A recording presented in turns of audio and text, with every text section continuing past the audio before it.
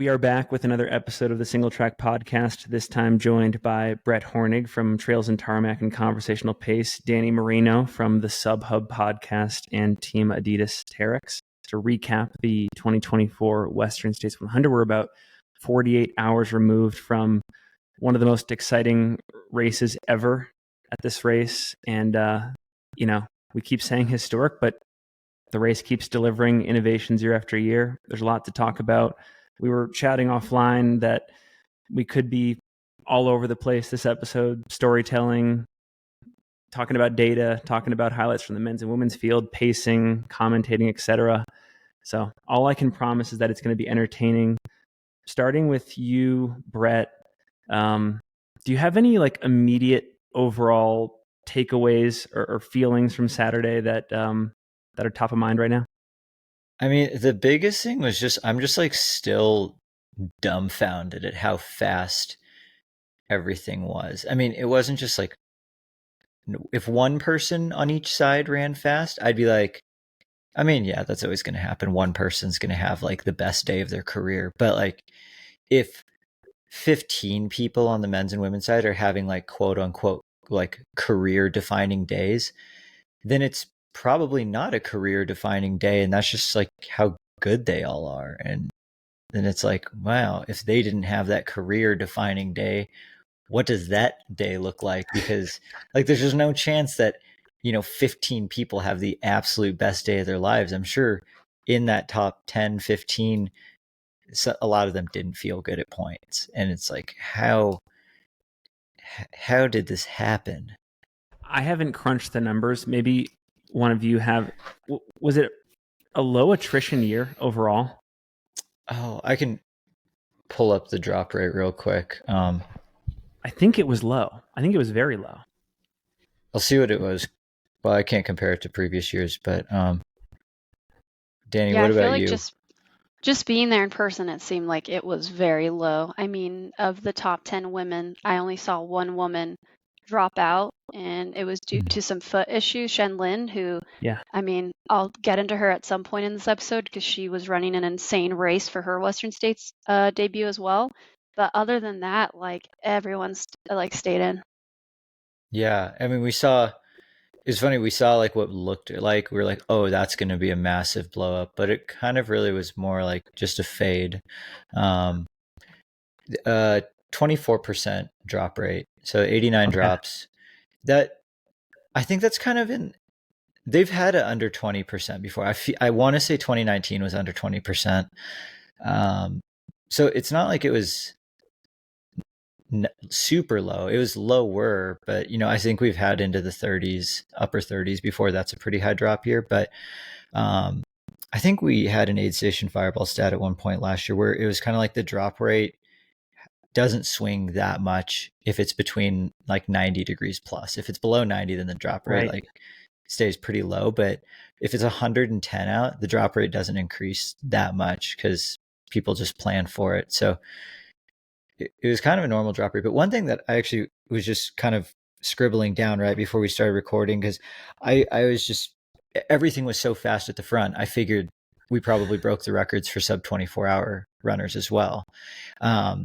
But what I'm now seeing, the trend is, at least Western States is following the trend of the marathon, where the very fast are getting faster, but that's not bringing everyone else faster.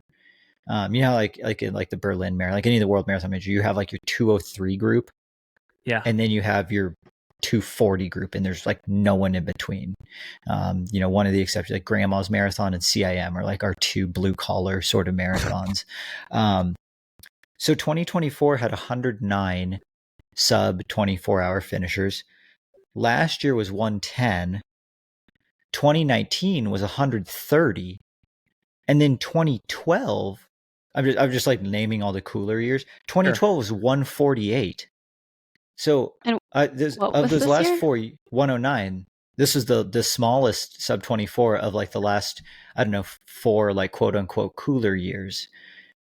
And I guess I could extend that stat to go look at the number of golden hour finishers, but even just looking at the results, on the men's and women's side, around 10th place ish, plus or minus a few. There's a massive gap in time after that. So there was like those who were competing for the top 10. There were those who competed for the top 10 and then fell way back. And then there was sub 24. Like there's not much in between. Yeah, I really loved Chris Brown's story. I don't know if you guys follow him, but it says there's been a lot of talk about how fast Western States was here, but believe it or not, Eric Sensman's iconic 23 hours in 78th place in 2019 would have placed him 78th again. Yeah. That's awesome. Yeah. Chris Brown, also one of the great comedians in our sport. Yes. I was laying in an aid station cot next to him because we both got dropped. Chris survived way longer with Rod than I survived with Caleb, but we were both sitting, laying down in cots in the med tent at the track, just like regaining our senses, our faculties, etc. And when he went to lie down, I looked to him and recognized him. I was like, Chris, I just want to say like that squirrel's nut butter steak cooking reel that you made 5 or 6 years ago remains one of the greatest pieces of content I have ever consumed. And my wife and I still laugh about it and think about cooking meals with, squirrel's nut butter as the base fairly often. Yeah, you had a great day out there. Go ahead, Brett. Can we hear some pacing stories? Because Dani, I know you got some great insider scoop on like the last mile of Rod and Finn. We need to compare stories on what happened to you out there because Western States, there was a lot of drama outside of just the race. So like there was a grass fire that started not too far over. So there was all these rumors going around of like, is the race going to get canceled? People were getting turned away from Green Gate for a while. So there was all that of like, oh my gosh, is the greatest race to ever happen like not going to see the finish line? Is it going to be the greatest race that never was? So on and so forth. Then we had a real like, where in the world is Carmen Sandiego kind of moment with Finn, where like my wife Maddie, she texted me when I was at Pointed Rock. She was just like, I just saw Finn cross the river. Caleb crossed the river a long time ago. And I was like, oh, cool. That means Finn got dropped. And then I heard other things from other people, other crews coming in about Finn. I was like, dude, I wonder what happened to Finn. And then when we had the live stream going at Pointed Rocks, we saw Caleb coming in on the track and we saw you sprinting it in with him. We were like, oh, okay, he's at least alive. Because they were like, he has no phone, he has no food, our pets' heads are falling off. So Finn, what happened? I'll tell my story so we can get it out of the way. And then I want to hear the more important stories like Dani pacing Ingvild. But it all starts back at Michigan Bluff. Brett, you and I were hanging out there. You were there for commentating duties. I was there as sort of the last spot that I would see Caleb Olsen, who I was pacing, who had a phenomenal day, before meeting him at Forest Hill to start running. I made a fateful mistake. Well, I made a fateful mistake way before that, just purely by doing our media blitz from Monday through Friday, just burning the candle at both ends. But about an hour and a half before pacing Caleb, I picked up one of the burgers from the little makeshift restaurant there at Michigan Bluff. And did you just eat one? I just ate one, but it was one of those weird days where like we were crewing at Dusty Corners and we were crewing at Duncan Canyon. So we were on Mosquito Ridge Road all day. And all we had in the car was like plain bagels and like peanut M&Ms. So I wasn't getting any good calories. And like last minute, I got super self-conscious. I was like, I need to get something solid in my body to feel good about doing this, 18 to 20 miles with Caleb. Ate that burger. And like 30 minutes later, I could feel like a grumbling in the stomach. And I was like, oh, this is not good. Like that did not digest well. I wasn't even running it. Like it didn't digest well. What's going on? But I had so much momentum that when I saw Caleb at Forest Hill, like those first 3 miles together, leaving, dropping into Cal Street, I was like, this is going to work, whatever. We're just going to get through it. It's going to be an adrenaline type day. Right around 3 miles in, things totally fall apart for me. Like I even told Caleb, like verbally, I was like, Caleb, I'm not going to lie. Like I was expecting at some point in this section, I'd have to put on my Brene Brown cap or Tony Robbins cap and give you like the most motivational speeches ever to like get you to the river. I have to tell myself those stories now. Like I'm already deep in the pain cave. Like I can feel whatever's in my body ready to come out both ends. Like things are going to get brutal. I think I lasted 2 more miles, and we're only going like, I shouldn't say only, but we're going like 7:30 to 8-minute grade adjusted pace, like not anything out of the ordinary, not anything that Caleb and I haven't ever done before. He drops me 5 miles in, and then it just becomes an absolute vision quest for me. Like takes me like another 3 hours to get to Rucky Chucky. The most embarrassing part was I got to Rucky Chucky, and I think it's fairly uncommon for a pacer to get dropped. So when I got there and I tried to cross the river myself, they were holding me back saying, "Hey, your runner dropped. You're not allowed to continue on the course." And I had to explain to them that it was totally reversed. Like I was the one that got dropped and I was just trying to get to my crew.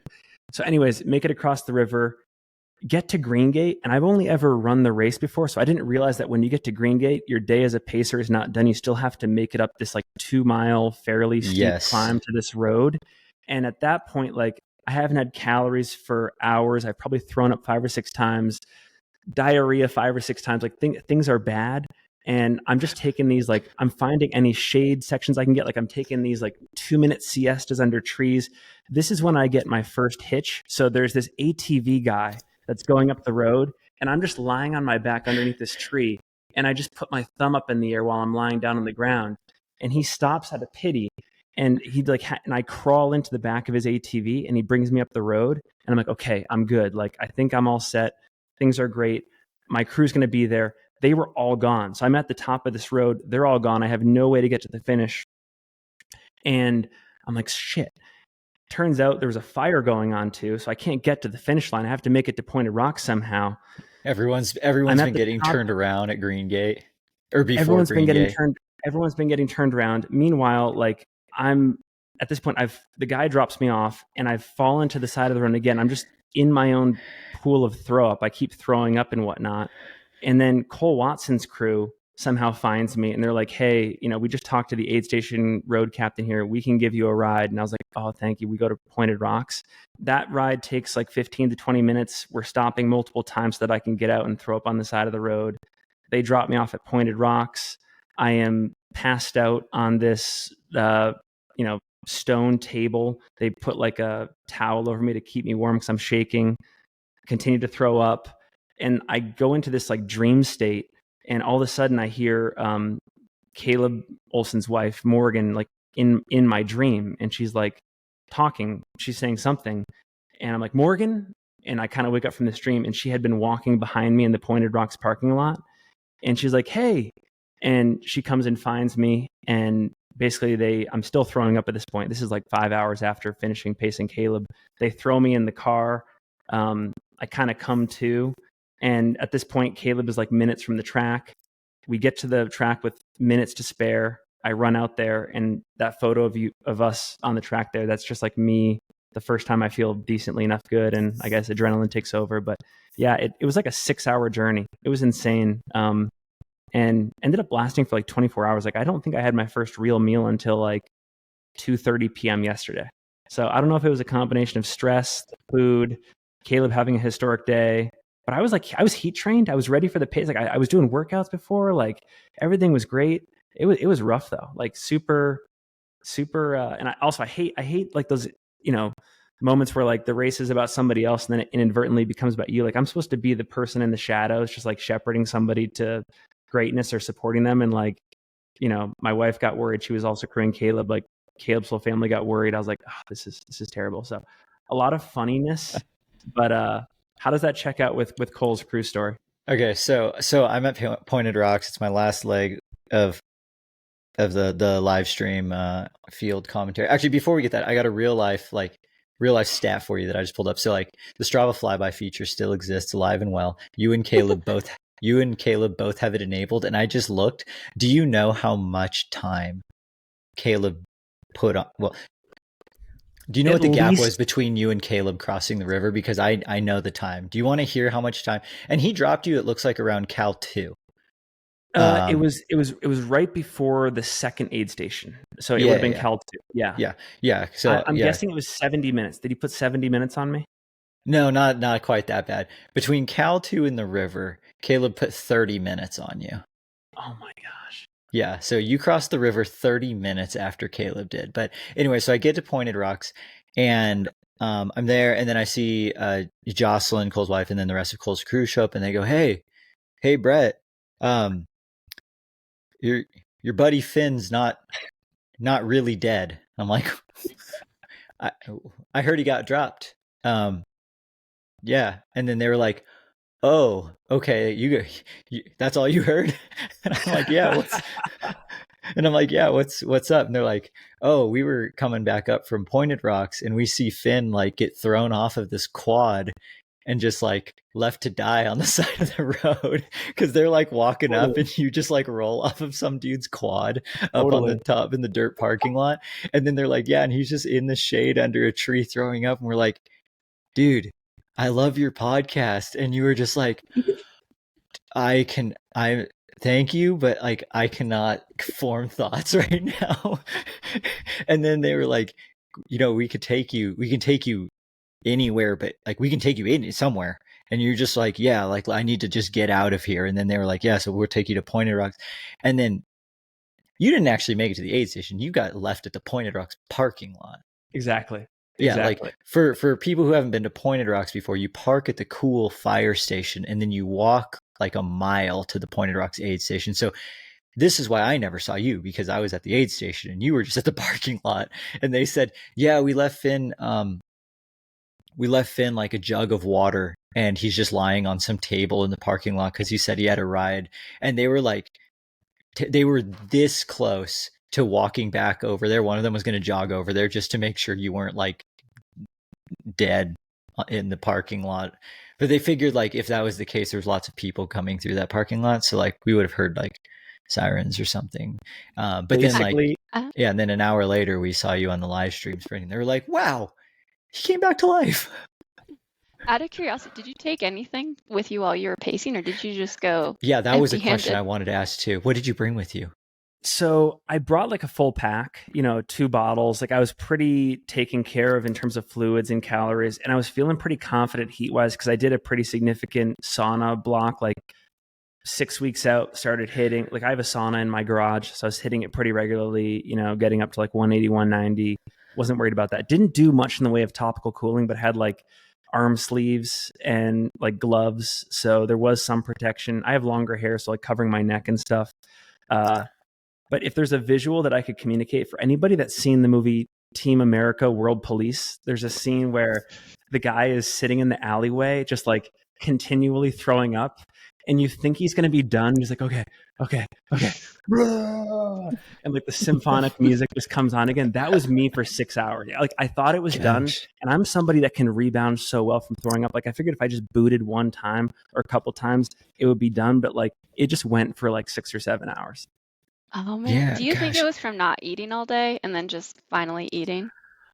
And finally eating like what was clearly like a very high fat burger patty. I ate a burger. I ate one too. And I was like, ooh, this is very rich tasting. Like the buns were buttered heavily. And it was a thick patty and it was juicy. And I'm feeling like you might have just like lubed up your insides with cow fat. Dude, yeah. And I also think, it's hard to say if there was like an autoimmune response that happened from Monday through Friday, but like Brett and I burnt the candle at both ends. Like we were performing for like 6 or 7 hours a day doing our own media ultra. And then even in the nighttime, just doing a lot of like logistical, clerical work, following up on emails and DMs and stuff. And so I was sleeping like 3 hours a night. So there's probably there was a constellation of factors. Your body might have just shut down on you. Yeah. But I'm just so lucky that Caleb had an amazing day and didn't need a pacer to begin with, because this would be a terrible story if like Caleb was truly depending on me and I let him down. So like I was having nightmares after he dropped me that like something would go wrong for him and like I failed my duties. So I'm glad we can laugh about it. I certainly am. But like I don't know Caleb, but he could have gotten a good confidence boost from dropping you. Yeah, that was what I was going to say. I was like, do you think it made Caleb feel good being like, oh, wow, look at the hurt I'm laying down on Finn. Like, yeah, go me. And you were like really hamming it up with all the extra vomiting and such. I was like, nice job. Way to like stroke the ego a little bit for Caleb. But yeah, long story short, Caleb had a historic day, ran 14:40, 5th overall, fastest Western States debut ever. And people know who he is now. He's amazing, and it was he looked unreal fresh. Like Yes. in the short amount of time I was running with him, he looked unreal fresh. He was cognizant. He was like, I think he made a joke to me. He's like, "Hey man, you picked up your license?" I was like, "What?" It's like, "Your hunting license. We're going hunting." So yeah, he was with it. He was impressive. But yeah, They said a stat at the day after at the awards that he was the fastest debut, but is that not true? Or fastest 100-mile debut? Fastest Western States debut. Fastest Western States debut. Yeah, for sure. It was previously Tom Evans 2019 in 14:59. So like if Caleb didn't run what he did, John Albon would have gotten that record too, because they both went under Tom Evans' 2019 time. Yeah. Wow. Dani, what was your experience crewing Ingvild? I would say looking at Caleb moving up all day, she had a very similar day. Just, I think in your first 100, if you want to have a good experience, you don't know when you can start going. And so the plan is, feel good through halfway and then see how much you can pick off. I think that's a pretty safe plan for your first go. So yeah, she just our thing was also we were going to start hunting at Forest Hill, where she ended up getting picked up by Tony McCann. And they started moving up, picking off people. And then when I picked her up, I had studied all the splits, like the fastest possible female splits for that second half. And my goal was just to obliterate them with her if she was feeling good. And going across the river was really fun. That was my first time going across the river. And I kind of did I didn't even put my feet on the ground. I kind of just hovered across, which was pretty cool. I'm short enough to where that worked out. And then going across the other side, just started hauling as fast as we could. And there was a couple moments that were especially, reminiscent when thinking back as we got to the top of Green Gate and Katie Asmuth was Korean Esther. And she looked at us and she was like, "What the heck? Where'd you guys come from?" And I was like, "Okay, we're doing good. We're doing good." She's like, "You guys look so fresh." But yeah, pacing Ingvild was probably the best situation possible because I just felt like I was unleashing a stallion running with her. And originally when me and Tony picked our spots, we thought Tony was going to be more of the drill sergeant and I was going to be like, "We're doing great, you're going to finish," but it ended up being the complete opposite. And I apologized to her multiple times afterwards for how mean I thought I was being to her, just not letting her hike and pushing the entire time. And I think 10 miles out, I realized she was going to break 17. And so we just kept hamming it. But one of my favorite things was that I took Tony's headlamp because of the Green Gate situation. We had driven to Green Gate where I was planning to start on the other side of the river. We're told we couldn't go. It was a big stress point of what am I going to do? Tony can't run all the way to the finish. That wasn't the plan. Am I going to start Point of Rocks? We hauled ass all the way back to Rucky Chucky, and my team manager gave me this giant bag, just pumped it with ice and everything for all of our teammates. And I just hauled down to Rucky Chucky, sprinting downhill with this giant bag of ice on foot. Yeah. Oh my gosh. That was a really good warm up. And anyway, so part of that was I didn't know if I was going to see crew again at Pointed Rocks, if they were going to start evacuating people. So I just took everything, 6 flasks, headlamp, extra food. But anyways, when I crossed the river, I think Tony's headlamp broke. So when it finally became time to put on a headlamp, I didn't have a headlamp. And I didn't want to stress Ingvild out. And so I just ran in the dark all the way pretty much to No Hands Bridge, just sending it, just using part of her headlamp, but I was in the shadow of it, so I couldn't see a lot of the time. And that was, I feel like I just unlocked a new downhill skill in my toolbox. I've never run in that much darkness, just sending it on those trails. And then I ended up taking my phone out for the last part of it. But luckily I just run canyon, so I knew what that last section looked like. But yeah, it was pretty crazy trying to make up 2 minutes in the last 6 or 7 miles. You're just giving it everything that you have. And yeah, she ended up actually cramping up to Roby Point. And perfect example, Tony yelled at her, "You're doing so good. We're so proud of you." And I was like, "Suck it up. We're going to finish this. Give me everything. We're not stopping at this point." And Tony looked at me kind of slightly terrified. I was like, "You didn't get this far. We're going to haul ass all the way to the finish." And yeah, she was very responsive. But similar to Caleb, like fastest, they said fastest debut for a 100-miler. I slightly confused at that because maybe Probably it's 100, Western. but wasn't last year Katie Schide's debut or no? What was Ingvild's finish time? no. 16:50. 50. Oh, Katie was like Katie was 43. like 44.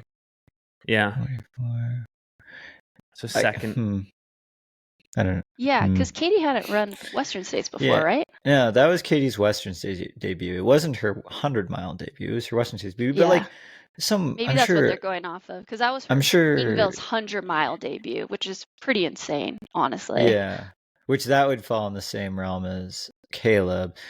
But like, if we're looking outside of Western States, I'm sure some lady has debuted a faster like flat. Javelina would come to mind. Yeah, I don't know. Yeah, it's either way ridiculously fast, and I got to see it in person, you and Ingvild ripping through pointed rocks, because I was there commentating, and the Emily Hawgood, Ingvild Kaspersen, Eden Nilsson trio had been absolutely ripping since the river, and that was like Emily came flying through the aid station, like quick transition, sprinting out, and I was like, wow, Emily is really working to catch Esther. And then you and Ingvild come in, same exact like vibes, sprinting out, and I was like, oh my gosh, the hunter is being hunted by another hunter. And then Ida came through, because the gaps got bigger by the finish, but at Pointed Rocks, Emily was 15:52, Ingvild was 15:54, and Ida was 15:57. So like, it was just absolutely insane to see such a tight bunch, essentially, because I was like, well, if Emily's fighting for the podium and Ingvild's fighting for Emily, that means Ingvild could be on the podium.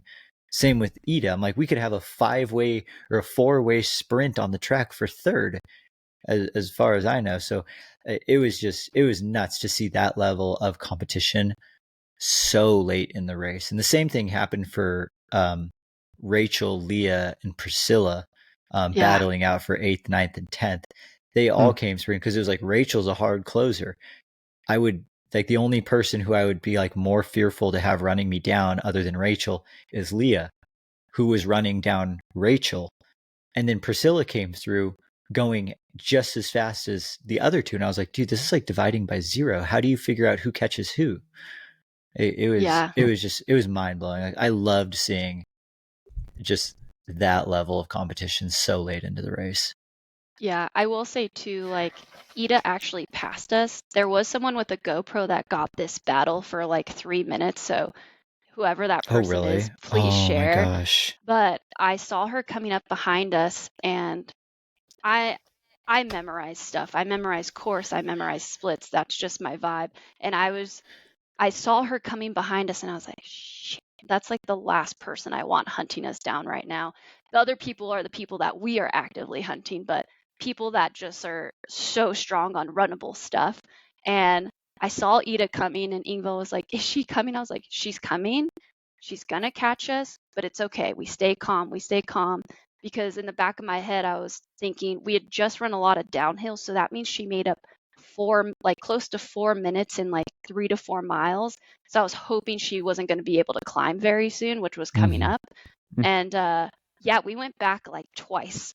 Ida passed us. Really? We made a move. Ida passed us. And then I kind of pulled back with Ingvild and collected her with me. I was like, when we pass now, that's it. We're not slowing down. And she just like nodded her head.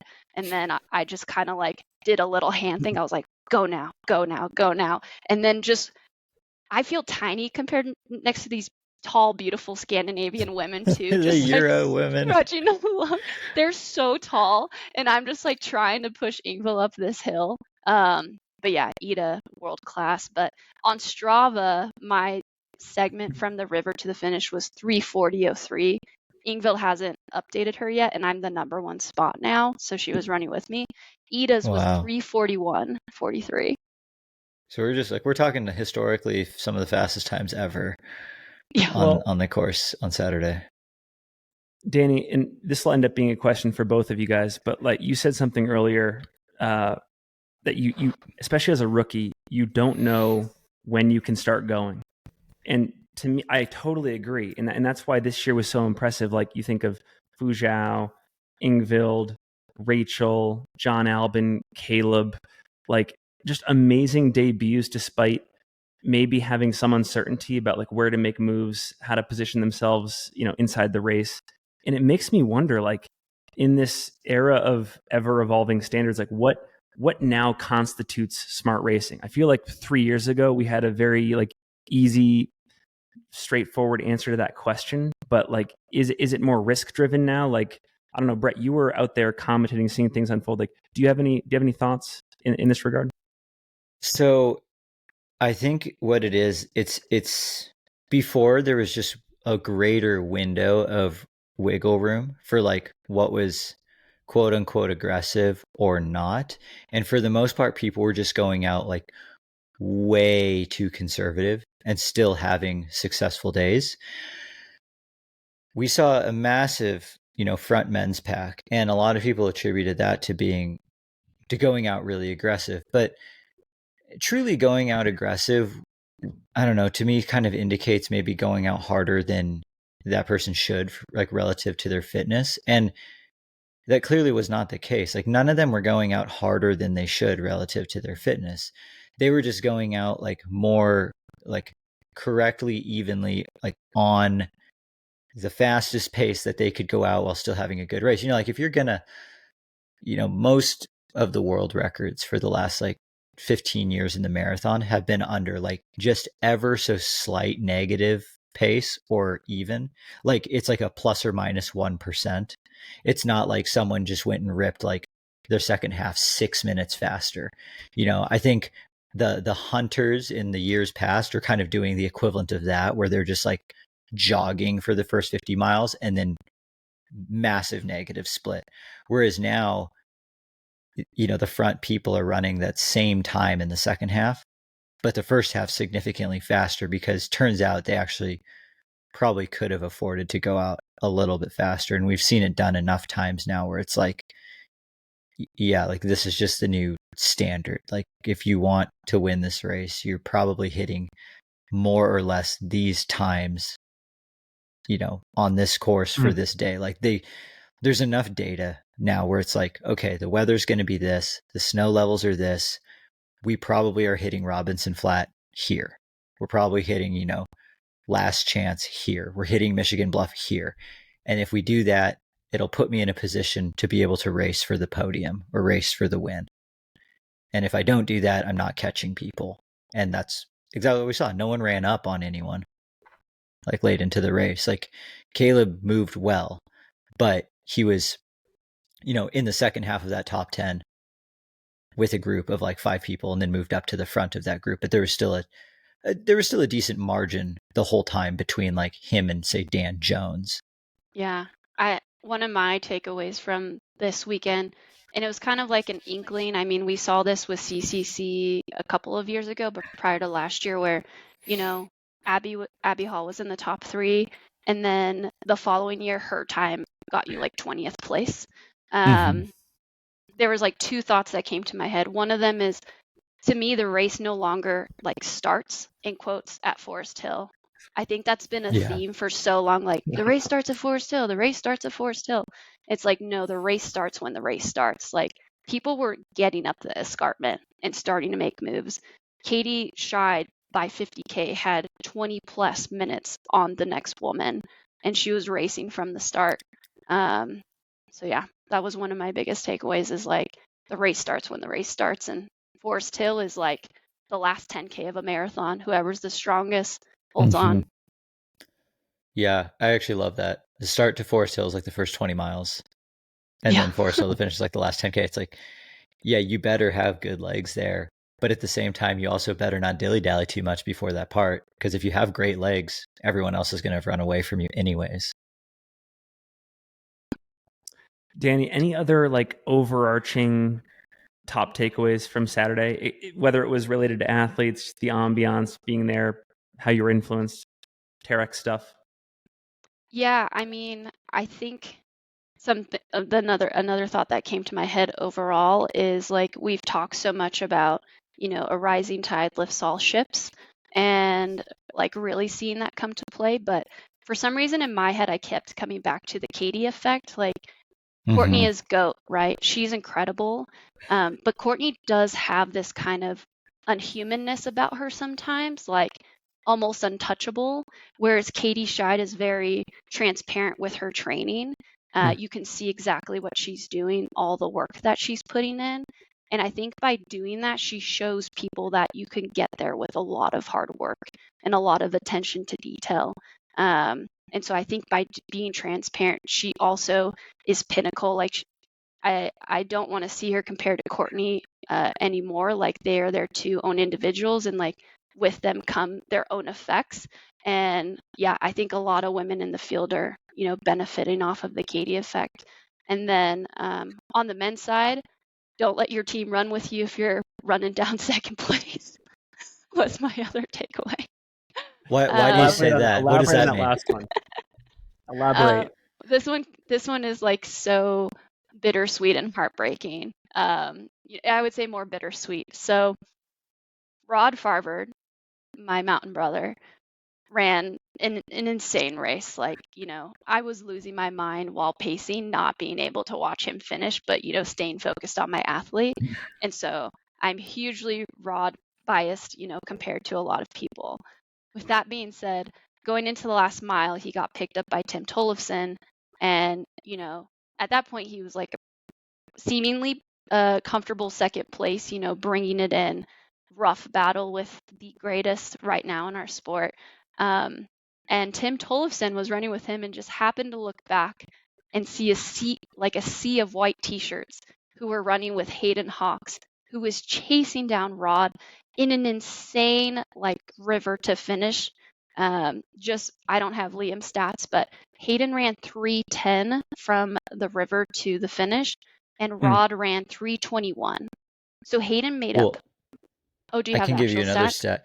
Well, I have the Pointed Rock split, which is what blew my mind the most because we were watching on the live stream, and Rod was 7 full minutes ahead of Hayden at Pointed Rocks, which is like just over 5 miles to go. So that was why I was like, oh, Rod's getting second, and maybe if he really hammers, because he was right in between. Jim had 9 minutes on Rod, so it was like almost the same of like Jim to Rod, Rod to Hayden. I was like, well, it's pretty much set unless Jim blows up, but it didn't really look like that. Yes, continue. So 7 minutes with 5 miles to go. That's insane. I mean, considering me and Ingvild were trying to close 2 minutes and didn't, that he made up 7 minutes is mind blowing. But yeah, so anyways, Tim looked backwards and then he pretty much told Rod, you need to go now, this point. And I think they've looked at the Strava segments at that point, but Rod starts hauling, Hayden starts hauling, both on the track at the same time. And out of anybody in the field besides Jim, that is the last person you want behind you is Hayden Hawks. What was your quote, Brett? Beat Hayden. Oh yeah. I was like, Rod, did you ever think you'd be able to say that you outkicked a sub 14-minute 5K guy on the track? He's like, Hayden's got some seriously good track PRs, and Rod had a decent running in high school and college, but not 13:40 in the 5K. So it's like, do you ever think you'd be able to say you outkicked that dude on the track, just straight up head to head? Yeah, insane. That was incredible. I mean, good for Rod coming out on top considering the punches that he was throwing against the Keen. But yeah, incredible applause to Hayden too. That's unworldly. And it makes me wonder what happened in the middle of the race. Why was he having to chase down so much time at the end? Yeah, it could have just been a fact of Hayden thought.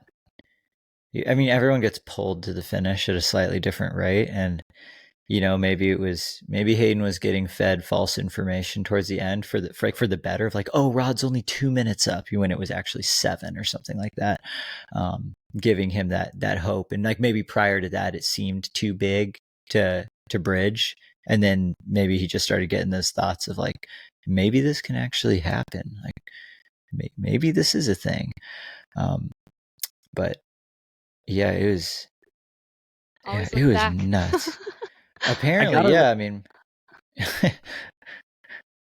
I got to read this progression to you because it's amazing. So Rod's now done Western States 4 years in a row. 2021, he DNFs. 2022, 41st place. I think, Brett, you probably remember that year. Was that the one when he's in the cot? Yeah, I passed. Okay. I kicked his ass. Kick his ass, Seabass. Ipso facto, I could run so fast. 11th place in 2023. And then second place this year. What a progression. Patience, progression, stick-to-itiveness, resilience.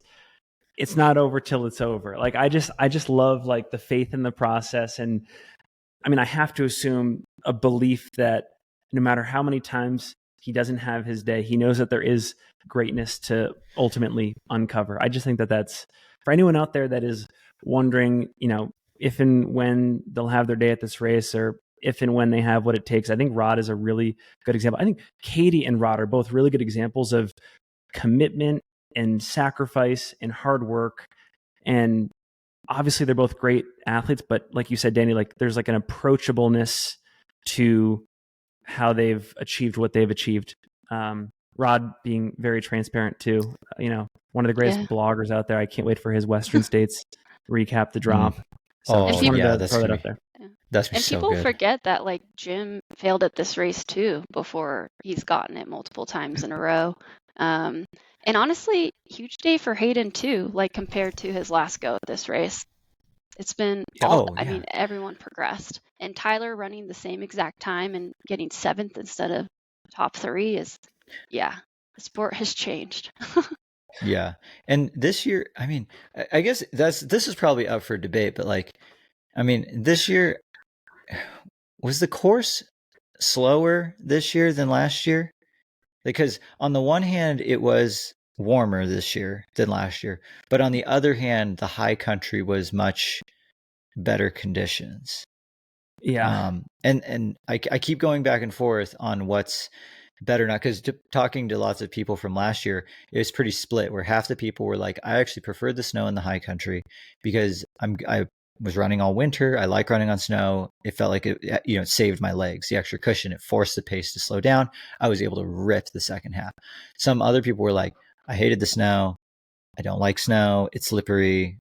I had to work extra hard to stay upright. And then because of that, it like burnt some matches. So I don't know which course was actually faster, but, it kind of goes back, like Dani, what you said, the Katie effect. I think we noticed the Jim effect on this side as well, where, every year, like the last 2 years that Jim won the race in 2019 and 2021, there were people who put up massive fights to try and beat Jim. There just wasn't anyone quite yet to the level of either fitness, experience, or a combination of both for this. Yeah, just sheer courage for this course. The closest that anyone got was Jim's own training partner in 2019. And like 2021, he won by one of the biggest margins ever because everybody just exploded so catastrophically trying to run with him. And this year, we see kind of like what we saw last year. Courtney always brings out the best in everyone. Like, I know that pretty much everyone was like, yeah, she's going to win, but it still like elevates this level of competition. We're seeing that. We saw that again this year with Katie. And for Jim, everyone was like, am I going to accept the pressure and the responsibility of I have to show up full 100%. Like I have to show up with my A game, or I am going to get absolutely dusted out here. And there were so many people who fully committed to that, not just on race day. Like that commitment starts way before the race starts.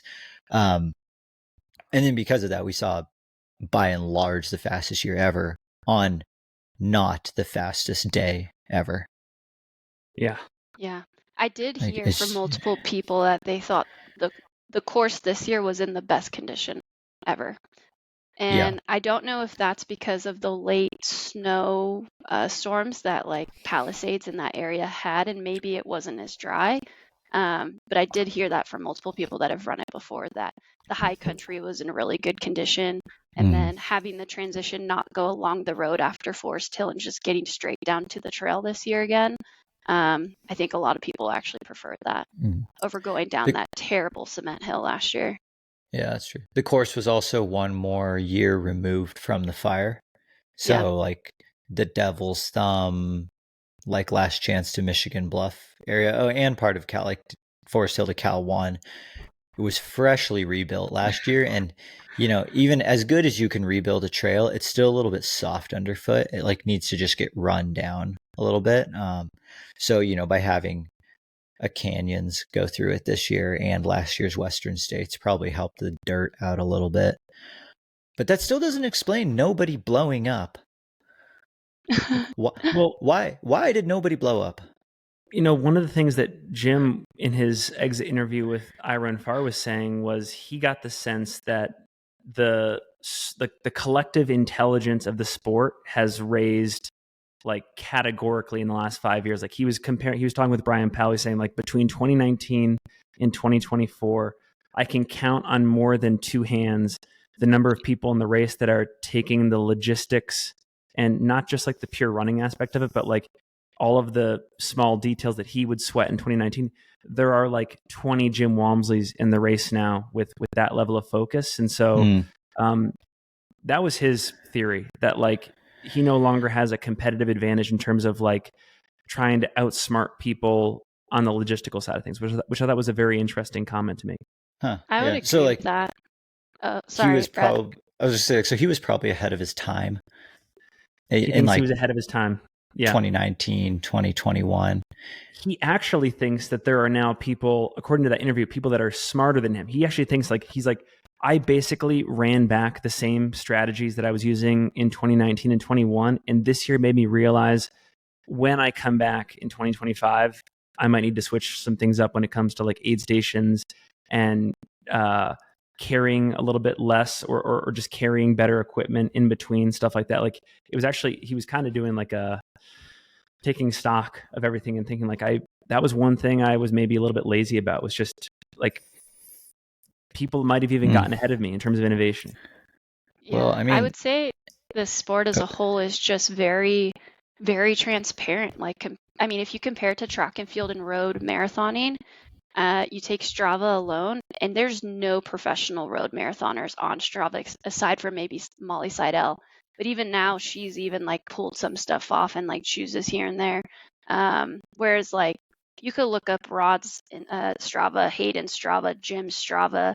You can watch videos, listen to podcasts, and people are very open with their knowledge, which just kind of helps the whole bit. And aid stations was really cool. I feel like we should definitely get into that. Yeah, just watching like Jim versus Rod, even our Terex group, like having assigned jobs. And something interesting with the Terex group this year is like historically people have had their crew, like their one crew, whereas we split up the aid stations at some points where two people stayed there for all of our runners and knew exactly what each runner needed as they came through, so that other crews can be at different spots and like taking into consideration like emotional support at some spots. It was really cool. And then the Jim versus Rod at Forest Hill, what did you guys think about that? Well, I was just going to say, so and Michigan Bluff. Because I was crewing Caleb, I was sort of in tune in the early aid stations. And so I got to see Jim at Duncan Canyon, saw him at Dusty Corners, saw him at Michigan Bluff. I was shocked by how much he was taking his time at aid stations and then sort of just relying on his ability to catch up. Like when we were at Dusty Corners, mile 38, I mean, Hayden and Dan blew right through the aid station and passed him. And Jim is sitting there watching him totally unaffected, leaves like maybe 30 to 45 seconds, maybe even a minute later. Like he was really, like if I'm Jim, one of the first things I'm thinking about is like, how much time can I shave off aid stations? Like he was, and maybe that maybe he benefits from sort of stretching it out, and he kind of takes a counterintuitive approach, but he was slow. Yeah. I mean, one thing that Jim said in his post-race interview, and I heard from his crew as well, was that something started bugging his foot up in the high country. Like a blister or a hot spot was forming. So he changed his shoes significantly more times than he planned, because he changed shoes at Robinson, I think. No, he didn't change shoes at Robinson. He changed shoes at what's after that, Dusty Corners. He changed shoes at Dusty Corners. He changed shoes at Michigan Bluff. He changed shoes at Green Gate. Like, that's unnecessary for someone like Jim, you know? Right. I mean, I'm sure if he probably would have done one shoe change if everything was going to plan, but like just sitting down and having to take off your shoes and socks and, you know, do like a little bit of foot care, like making sure my socks are clean, make sure my feet are dry. He lost so much time just in aid stations alone from 2 additional shoe changes. Which, yeah, and then like going to Rod, like I saw him at Michigan Bluff. I didn't get to be at Forest Hill, but Michigan Bluff was the first, like Robinson Flat. I'm like, okay, these guys are all really close together. That's, you know, everyone could go out with Jim to Robinson Flat. They're all good runners. Of course, you can run 30% of the race through with Jim. Like the gaps will blow up by Michigan Bluff. Jim comes down Michigan, and then all of a sudden, Rod comes down. Hayden rounds the corner. Dakota rounds the corner. Dan Jones rounds the corner. And before anyone left, the top 5 men were in Michigan Bluff together. Jim's like changing his shoes again. All Rod does is a pack swap, and then he leaves in first. The timing match showed Jim in first at Michigan Bluff, but I think the cameras, and then what I could see, I was like, bro, Jim just lost the lead at Michigan Bluff. This has never happened ever. And then like he left with Dakota, Hayden, and Dan. I was like, dude, this Rod's now leading this like absolute all-star chase pack of 4 dudes right now. Like 4 Goliaths are running down Rod. This is absolute insanity. And then, yeah, and then apparently the same thing happening at Forest Hill. It reminded me a lot of last year when Dakota was pressing Tom through the aid stations, because Dakota's aid station transitions were really fast, and Tom kept wanting to like change his shoes and do all this stuff, and like Dakota would look back on and be like, deuces, and then Tom would be like, oh shit, and then get up and just like abandon everything and leave. The only difference is like Jim has the confidence to not abandon his aid station plan. He's just like, they can leave, I'm gonna have to catch them, but I gotta take care, gotta put on my oxygen mask first before I go. Dani, what did you see at Forest Hill? It was interesting hearing like people talk to their runners. A few notes that I heard people coming down the road was stay calm, stay chill, almost like not letting the craziness of Forest Hill get to them and like getting hype and stuff. I think that was different per each runner. And yeah, just honestly, these are the fastest Forest Hill aid stations I've ever seen. I've always historically, when I've been at Western States, when people are at Forest Hill, that's a big stop. Like just by default, they sit down, they take their time. But I don't know if it's like the strategy changing that they just want to start heading to the canyon. But this was by far the fastest. Yeah, and like Rod had some of the fastest aid station transitions of anyone I saw, with just pack swaps. Like it was just pack swaps and maybe some ice, additional water, but like it never seemed like he had to pivot anything.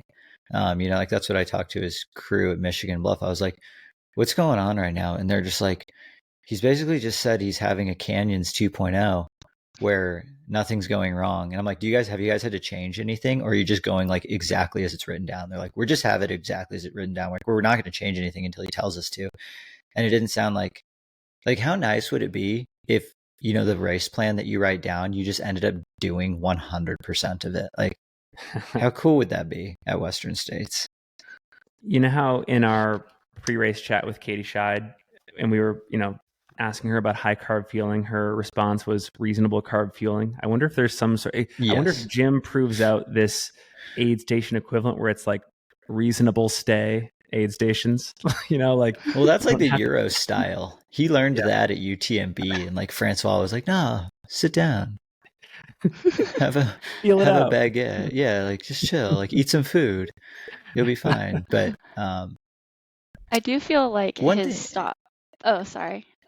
His stop at Green Gate. Like, I think so much about that because he stopped for 3 minutes, and Rod was running ahead of him. And between Green Gate and Auburn Lakes Trail, he made up that time.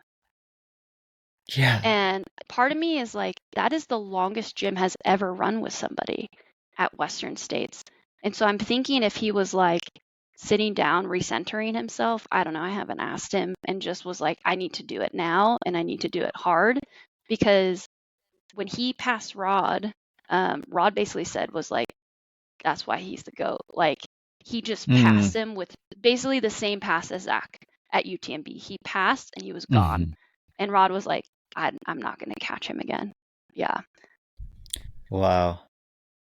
Huh. I was just thinking, like, if you took out Jim's aid station time stoppage, what do you think his running time was? I was thinking the same thing. He doesn't have it on Strava. It's not on Strava, but like Rod on Strava, it shows his stoppage time as being what was it, like 23 minutes, or is that right? And we're taking this at face value. Oh, sorry, 13 minutes, not 23 minutes. 13 minutes of moving time versus elapsed time according to Strava for Rod. Like, if Jim says spent double the amount of time, which I think is fair, he could have spent more than that. So if Jim has 30 minutes of stoppage time, we're now looking at a 13:43 running time. Maybe and next year. It was 14 degrees warmer this year than it was in 2019 when you ran 14:09. Did you guys see what the weather what are the other difference makers? Besides competition. But it was a dogfight then too. Like, I mean, Jared was always behind him, not really gaining or losing. Yeah. Rod passed him a couple times. Like, there was that, like, being in touch with somebody. But that's a wild delta to me. Yeah, I mean, it's the other. I'd say the other two. Yeah, I was going to say the Mary and the Kill. Two things that Jim and like Jared didn't have in 2019. That's just much more normalized now, is like better footwear and better nutrition. I think 2021 Jim went full Morton. I can't recall what he did 2019. Was he still Goo at the time? Like, I'm not that would be be sure. The fastest. Yeah, but or like this Bar? year. No, I think wasn't he Cliff Bar at one point? He had like a Cliff Bar hat. Yeah, no shade to Cliff, but I think his 2 DNFs were Cliff. Okay. All right. Well, not 2 DNFs. Yeah. He finished 2016. But then he was Goo for a smidge, and then he went Martin for a smidge, and now he's never second. Another, I guess, like, we'll talk about fueling, because you had some great notes about just the fueling brands, and because we're always trying to rank it by like who's running for who from a footwear standpoint. But you're like, there's a lot of people with nutrition sponsors, but Jim's under never second now, and he even said something in our pre-race interview that was really interesting, where he was like, I don't love the powder too much, but I really like the passion fruit gel, so I just dumped them in the bottles. And I was like, oh, you're going back to like the old school cycling days, except with like new school gels. Rod has had an absolute fueling like renaissance this past year. Shout out Vic Johnson. That's been a huge thing for Rod. I honestly think with Jim too, like, yes, like ticking those logistical boxes has helped, but part of me also thinks that him living in Europe for a couple of years and just changing up the training from being at Flag and the Grand Canyon, and he probably climbed more than he had ever done before when he was living in the United States. And, they say that like insanity is doing the same thing over and over and expecting a different result. It's like, throwing him and like really chiseling his mountain skill set for like a couple of years. And honestly, his win at UTMB, like historically, he had a rough time there. When he got past, he kind of like shut off a couple of years in a row. Whereas this year, he fought his way back. He stayed with German. He made his way back to Zach. And it's like he already was an incredible athlete, but really chiseling and refining that mental skill set and mindset. I think he's a different Jim coming back to the US and coming back to Western states. Like he kind of threw himself in a different gauntlet, and he's coming out a better and stronger runner. Yeah, that's a great point. Dani, are you able to share publicly what you and Rod talked about pre-race, just about like his goals for the race? Oh yeah, you gave us some great teasers in the predictions episode. Yeah, I'm sure he wouldn't mind me sharing at this point. The biggest thing was like calling your shot, just like really challenging each other to call your shot. Like, what do you think is possible on the day? And he gave himself third place when I asked him that. He said Jim, Tyler, him, just like two very tried and true Western States gentlemen. Obviously, it ended up a little bit different than that. Yeah. Do you know if Rod had any intention of leading the race? I mean, really as early as he did, or even being in, like, thinking about being in that conference? Because if he was thinking like third to Tyler, in my mind, it's like I'm going to be with Tyler in fifth or sixth at Michigan Bluff, and then we're going to run up onto the podium. Whereas Rod's taken the lead through Michigan Bluff, and trying to seemingly run away with the win. Yeah, I think he's learned that you have to put yourself in the conversation if you want a shot, and which he did and executed well at Canyons. And so, yeah, I think putting himself in the race was always part of the plan. And he's strong enough now, and he knows, like, I mean, last year he was 11th. He was in that position where he started going too late. And just knowing like how to not race to not end up in that situation. Like you have to go out, like even if you're in the top 5 and fade in the last 20 miles, as we've said, like people just, there wasn't carnage. There's not as much carnage anymore. It's like, it's more of the outlier situations that equates to carnage. Like something happened to your foot, you're coming in with an injury, like you miss an aid station because your people didn't show up because of traffic. And it's like situations like that are equating to carnage now. Yeah, so I think it was always like part of his plan to just go for it. Yeah, because like, I mean, so like Cole Watson, it looks like he blew up. Like if you saw, like he was like zombie jogging at Pointed Rocks, and I was like, oh man, like yeah, the dynamite's fully gone off. But then when I went back and looked, he ran 16:44. Like he was less than an hour slower than last year, and last year was like a great breakthrough race for him when he got 9th. And then all of a sudden, he's like, not like if you blow up, you're hours slower than your best time. But he was less than 1 hour slower, even though he was like, oh yeah, dude, by the time I crossed the river, I could like barely move. I'm like, well, then how did you only lose 45 minutes after the river? Like that, it's nuts. And then run 16:44 and get 18th place. Like that we should be looking 10.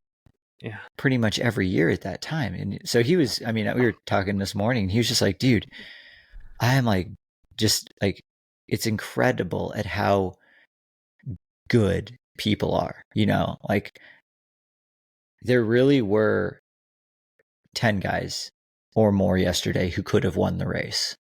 I have, even on the women's side, I just want to highlight, because I know we're focusing a lot on the men, but like absurd. If breaking 17 didn't win you the race this year, it got you 6th, it got you 5th, it got you 4th, it got you 3rd.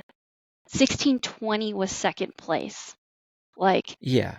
And like 17:33 was 10th. Like Leah PR'd by 15 more minutes. 15 minutes, and broke 18 hours. Like last year, 10th place was 18:11. It was Meg Morgan, and that was the fastest 10th place by eons. And then Leah knocks 40 minutes off of that for the same place. Like almost exactly the same for Emily Haga. 38-minute PR, 4th, 5th. She was 4th last year. Finn, you said in our preview episode, you were like, I think 5 men are going to break 15 hours and all 10 are going to be under 15:30. And I was like, you're full of it. And then you were like, oh, I bet we see. What did you say? Did you say top 10 women would be under 17:30 or 18 hours? I said top 10 women under 17:40, and I said at least 5 men under 15 hours. I cannot believe Yeah, that's I mean, I really like that was like, I mean, I thought that was as hot of a take as like Courtney not winning Bandera. I was like, bro, those are just those times are just so unbelievably fast. If you go back to the YouTube live, you can see Brett looking away in disgust. And I was like, no, like you're telling me, like I would believe you more if you said one person, like if you were like Courtney will run under 15 or Katie will run under 15:30 and Jim will break 14 hours. Then it's just like one person on either side having made a day. But you're like, all 10 people are just going to run amazing and like butterflies and unicorns. Everyone's just going to be happy-go-lucky, world peace. Everyone's just going to run perfect. I'm like, no, dude, that's not how Western states works. There's carnage, there's blood, there's tears, throw up. But turns out it was just all the pacers who were blowing up this year. I threw up for everybody. Gosh, so then just to see the times rolling in, I was like, and one of the things too is like, I think the level of competition elevated the times because someone was always chasing someone who was always chasing someone pretty much all day. Like the carrots seemed much closer together late in the race than they really had ever been.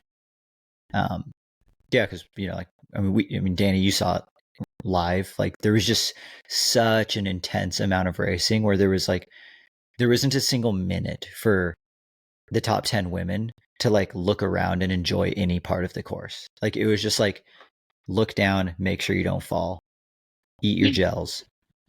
Yeah. Freaking hammer. There was a part with Ingvild, I feel bad. I was like, don't take in the view, look forward. Yeah, there was like a beautiful sunset about to happen. Something that I want to highlight on top of that, like the level of competition raising the entire field. On the men's side, headline, American men showed up. Only 3 international men in the top 10. American sweep of the podium. Considering the international lineup, like that is huge. 7 out of the top 10 men American.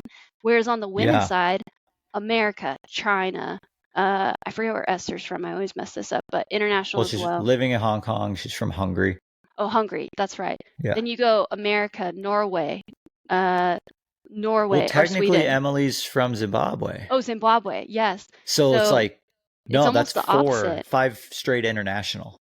So only Katie, Heather, Rachel, Priscilla, Leah. So 5 American women in the top 10, but they were mostly after 6th place. There was only 1 American in the top 6.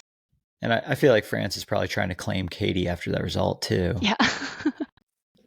It's a tug of war between flag and France.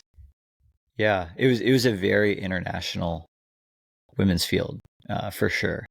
It was also a very professional women's field. We were speculating in the predictions episode for how many people in the top 10 would be unattached. And I think the only person that I can recognize is maybe Priscilla Forgy. Yeah.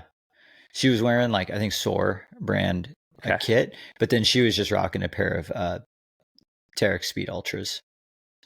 So, I mean, her own shoe choice.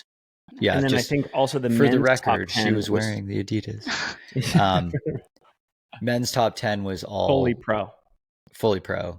Well, I mean, all, yeah. Can we do is fully pro in that they were too. All, yeah. It's like many of these, like Caleb's works, John Ray works, Tyler Green, Chris Myers, but they all have a shoe contract.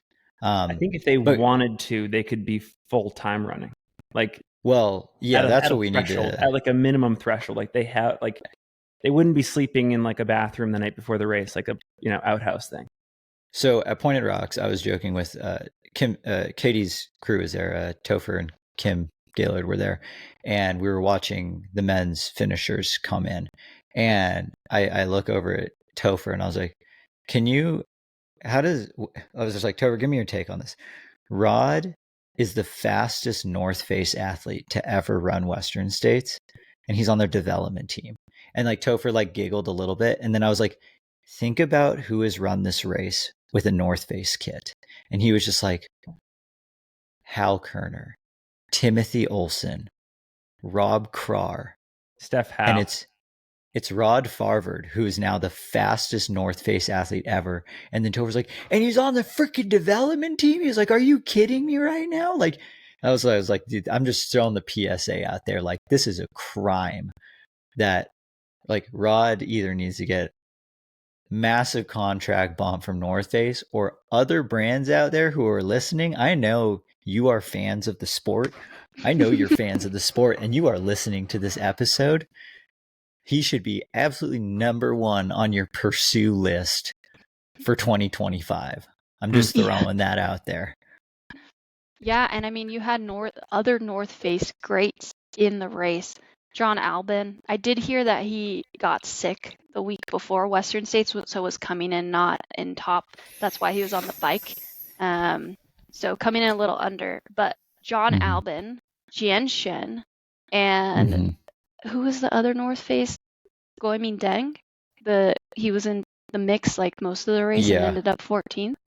Like John Albin and Jian Shen alone, like their results, world class across the board.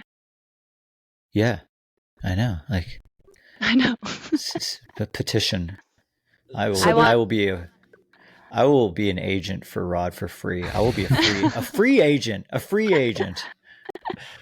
I love it. I have two phenomenons that I want to run by you both to get your takes. So it was interesting to me that both winners on the men's and women's sides did not have pacers. Katie went pacerless, Jim went pacerless. I actually heard Katie say in her post-race interview that she felt, based on her personality, it would be a disadvantage to her to have a pacer, because if she's with someone, she feels like maybe she loses energy to them in the sense that she has to sort of like talk with them, entertain them. She's more of an introvert. This is interesting because we've always had this like statement about Western States that, like, you know, maybe there's sort of an asterisk next to the runner experience because there's the assist from pacers. But Katie sort of brings this argument to the table that not for everybody, like not for every personality type. Brett, I see you nodding your head. Do you have any thoughts here? Just because I know Corinne Malcolm is listening to this right now and she's yelling out into, she's yelling to nobody on a run as she's listening to us right here. Jim picked up an emergency pacer at Pointed Rocks. Oh, he did? Okay. Yeah. His name was Ben. Where? Pointed Rocks for the last 5 miles. Like, because he didn't have one anywhere else. But then, you know, because it was close. Like, it was that close. Like, some guy named Ben was ready to roll, and Jim was like, let's go. And so for the last 5 miles, Jim did have like a little slight security blanket with him. And I don't know if that was always planned or not. Like, it seems weird to plan to pick up a pacer for the last 5 miles, but I feel like he was like in the reserve, and then Jim actually, you know, called him up.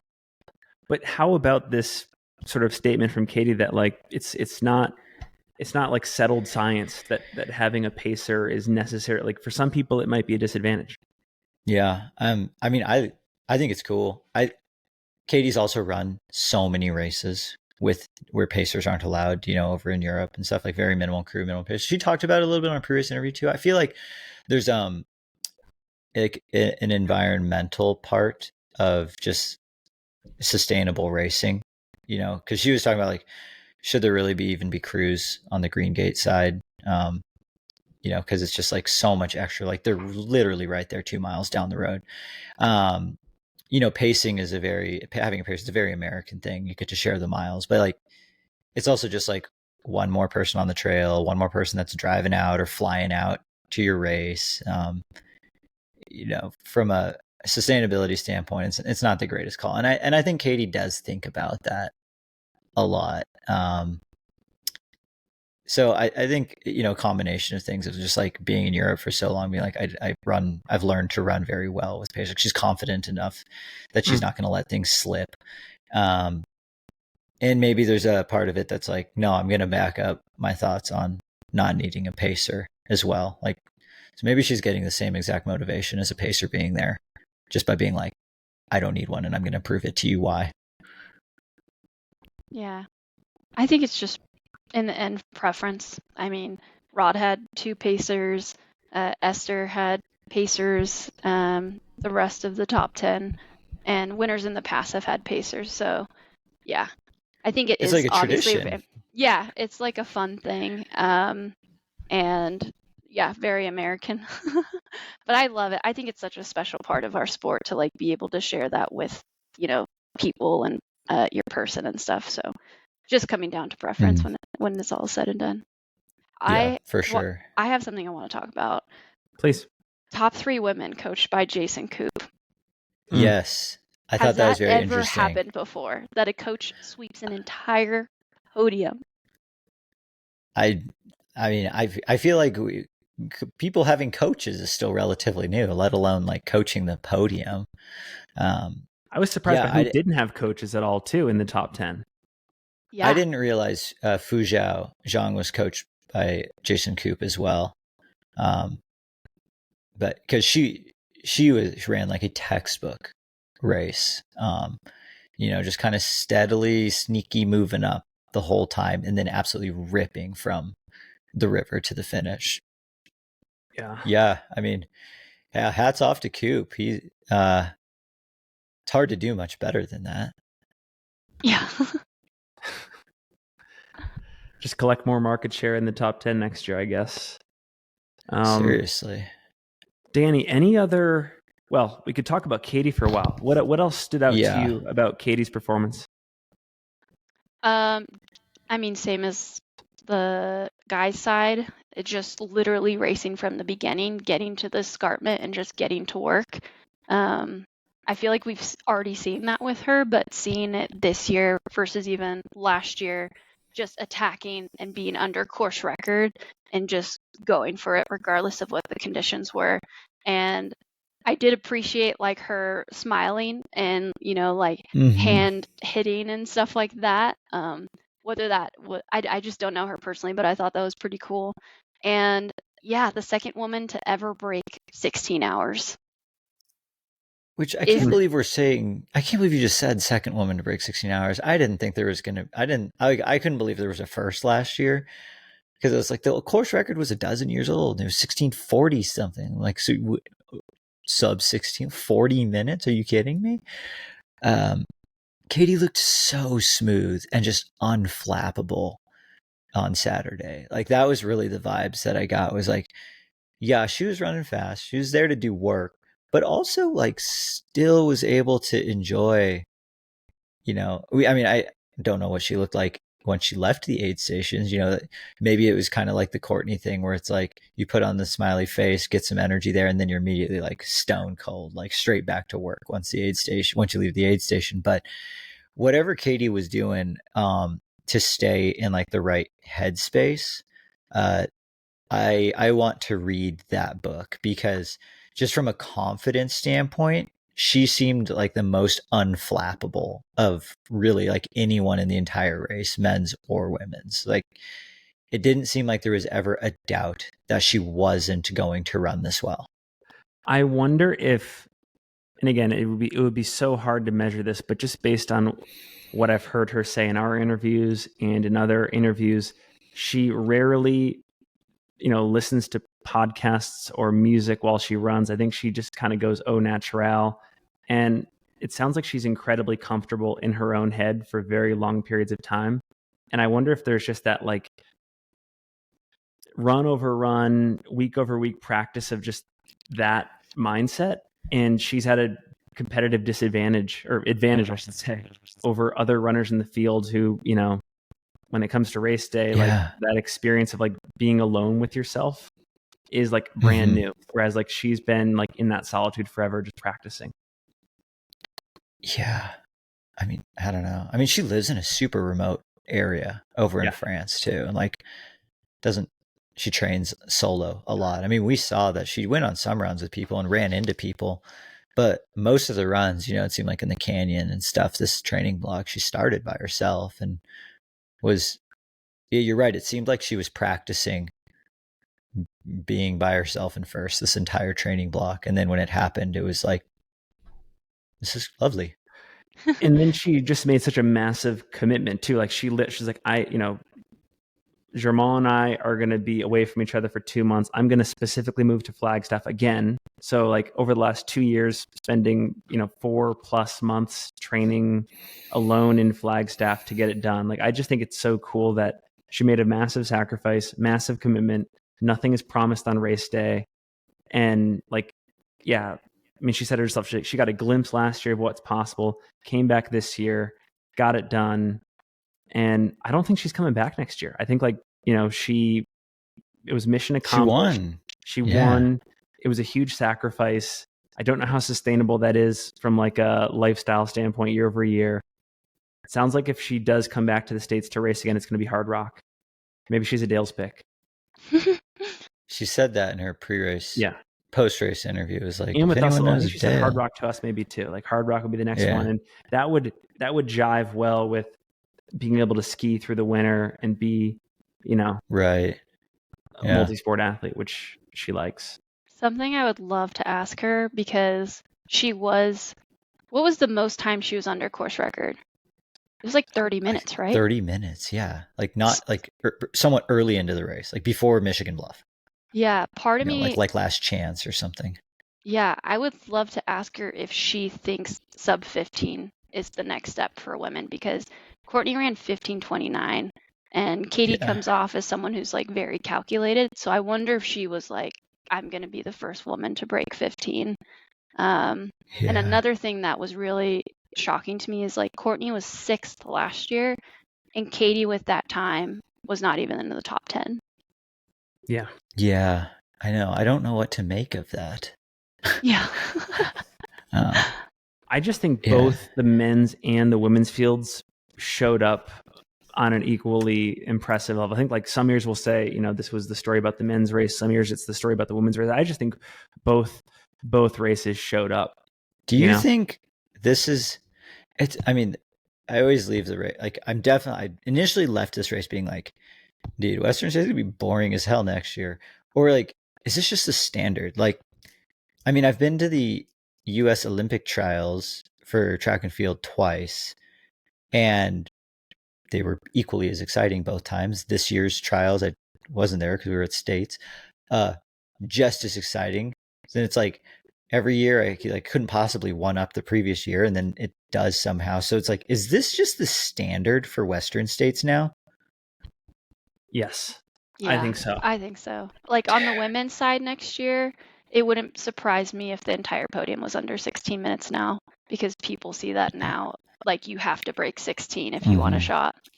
Yeah, and like the entire top 10 will be under 17 hours. Exactly. That's what I think. I think the entire top 10 under 17 hours next year. I think on the men's side, entire top 10 under 15 hours. Yeah. Can we talk training leading up to this race a little bit? Yeah. Because we know what Katie was doing. We know what Esther was doing. Do we know what Fuzhou Zhang was doing? I mean, she runs for Coop, but like, do we know where she was training and like building up for most of the race? Because Katie and Esther both put in most of their training blocks in, you know, on the West Coast. Like Emily Hawgood did most of her training in the Auburn area. Like what about Fuzhou, and what about Ingvild? Ingvild also was in Flagstaff before. Ingvild was also in Flagstaff. Yep. Yeah, I would love to know what Fuzhou's training was like leading up to this. I mean, I could have an idea. Like Coop tended to go somewhat on the more volume heavy side with like back-to-back long runs, like not a ton of intensity. A lot of big days. You know, you could see Ida's training as well. Same deal, like pretty high volume, like mountain, like high volume, big vert. Like even Heather talked about that in her pre-race interview with us, where she was like, yeah, I got up to 100, 110, 120 miles a week. I'd never run that much ever. And, you know, she spent a good amount of time on this course. And if you're running the middle parts of the course and are hitting 100+ miles a week, you're going to just organically hit 20,000+ feet of vert as well. So one of my big takeaways, and same thing on the men's side, I feel like as much as we say it's like a runner's course, it's fast, blah, blah, blah, it's those who had kind of mountain legs had pretty good success here. Like we're seeing a decent amount of running and pretty high vert. are yielding the most success out of both top 10s. And I just think it's really fascinating how it seems like we're starting to climb more, at least publicly, for Western states than in recent years' memory. It looks like Fu Xiao, she came out for the Western States camp and then just stayed in Tahoe. And biggest week was 114 miles with 11,000 feet of vert, 12,000 feet of vert. Okay, And so that's actually one of the lower vert people because Katie was hitting 20 to 30K. Esther was hitting 15 to 25. Actually, Emily hasn't been putting anything on Strava, right? No. I don't think, I mean, not even on Strava. Ida runs a ton. Yep. A lot of vert. Heather's main goal was to season the legs. That's chef talk for a lot of vert. Yeah, I just think it's interesting. Like, Finn, do you think, like, or Dani, you too, because you're really, yeah, Dani, you're the professional here. We're not. Do you see this? Do you think there's a trend of, like, if you want to be successful at Western states, you gotta lift Western weights. You have to put in a commitment of a pretty significant amount of time to the training. Are the days of quote unquote low mileage Western states success, are they ending? I hope not, but I think it's changing. Yeah. To me, like, looking at people's training, 120 is the new 10. Like, that's just what everyone keeps saying, is like 120 is the new 100, I guess I should say, like 80 to 100 miles. But, Rachel Drake was running 65 miles a week and she still ended up in the top 10. Leah as Rachel well. And Leah. Yeah, for sure. But it's not the like front. Half. Yeah, I mean, we're looking, that's 2 of 10. That means the other 8 we're putting in. I'm hoping that people, like, compared to previous generations, maybe I think there's a lot of science in ultra running. Like, I think it's getting more scientific. And people are hopefully paying more attention how to not burn out. Because, in previous eras, they were putting up pretty big miles too, but we saw a lot of those folks, be around for a couple years and then kind of disappear amongst the ranks. And so I'm hoping because I personally would marry high carb, that stuff like high carb and fueling and just the science of being more prepared for the race is actually tearing people less down as they're going through these cycles of racing. Yeah, it totally seems like the sustainable 120-mile week exists now, where it just didn't seem like it ever existed before. And like you said, I think a lot of it's coming down to not so much the running itself, but the fueling during and maybe the recovery afterwards. Also having the time, like if you're working 40 hours a week and running 120 miles a week, that's a recipe for disaster. But you're full time and you're pretty fit. Running 120 miles a week is not, I'm not gonna say it's not hard, but like it's still enjoyable. Maybe another like overarching question is, and you guys are kind of hinting at it, is there an overarching playbook for like top 10 success at Western states that any elite athlete can more or less follow and hit the mark at this race with? Or is it still super personalized for everybody? Like, is it like, if you want to break 4 in the mile, you need to do X, Y, and Z? Exactly. Which, like, that's kind of where it's at now. Oh, Dani, what do you think? Is there a playbook for Western states now? Because it feels like that's what Jim was basically saying. He's saying that, like, I feel like I had the playbook in 19, and now I feel like everyone else, like, also uncovered whatever, like, the lost scrolls were for how to you know? The lost scrolls. They found it. They found Hayden, or they found Jim's long lost the freaking tapes from Jim's the like, vault. I was the only one that had these. And everyone's like, no, man, I found him too. They're sick. It's really hard to say. I think there is like minimal qualifications now that you need to tick the boxes for. I think we are getting closer to the point where people aren't fazed by the heat anymore. Like, heat training doesn't start a month out. It starts 3 months out. It starts 4, 5, 6 months out. So that's like a big part of it. But I still just see so much variations in the training, to be honest. Like comparing Yeah. Rod's training to like Hayden and Dan's, to me it was very different, to be honest. Like there's some things that are very similar, but there's a lot of nuances to it. And then Yeah. I honestly haven't looked at Jim's training, but I would guess the same. It's non-existent. Okay. He's Gotcha. Strava Well, dark. Here's another crazy thing. And I know that there were many more out on the course, but I was with Caleb Olsen all day. He had a personal nutritionist with him pre-race, at every single aid station during the race, and post-race. Pre-race, they were sitting down for 30 to 60 minutes and having a very in-depth chat about how aid stations would be executed, what the handoffs for bottles and gels and shoes would look like. The guy was writing down, basically the transcript of how every single interaction went. They were analyzing it post-race. It was amazing. That was another level to going back to aid stations, the crew experience for the front of the pack. That was, evolutionary to me. This is Precision. Precision. Oh, yeah. Precision Fuller. Yeah. Shout out to Minty at Precision, who was sort of his nutritional concierge throughout Western. Dude, it was amazing. It's like, dude, we're F1. This is F1 now.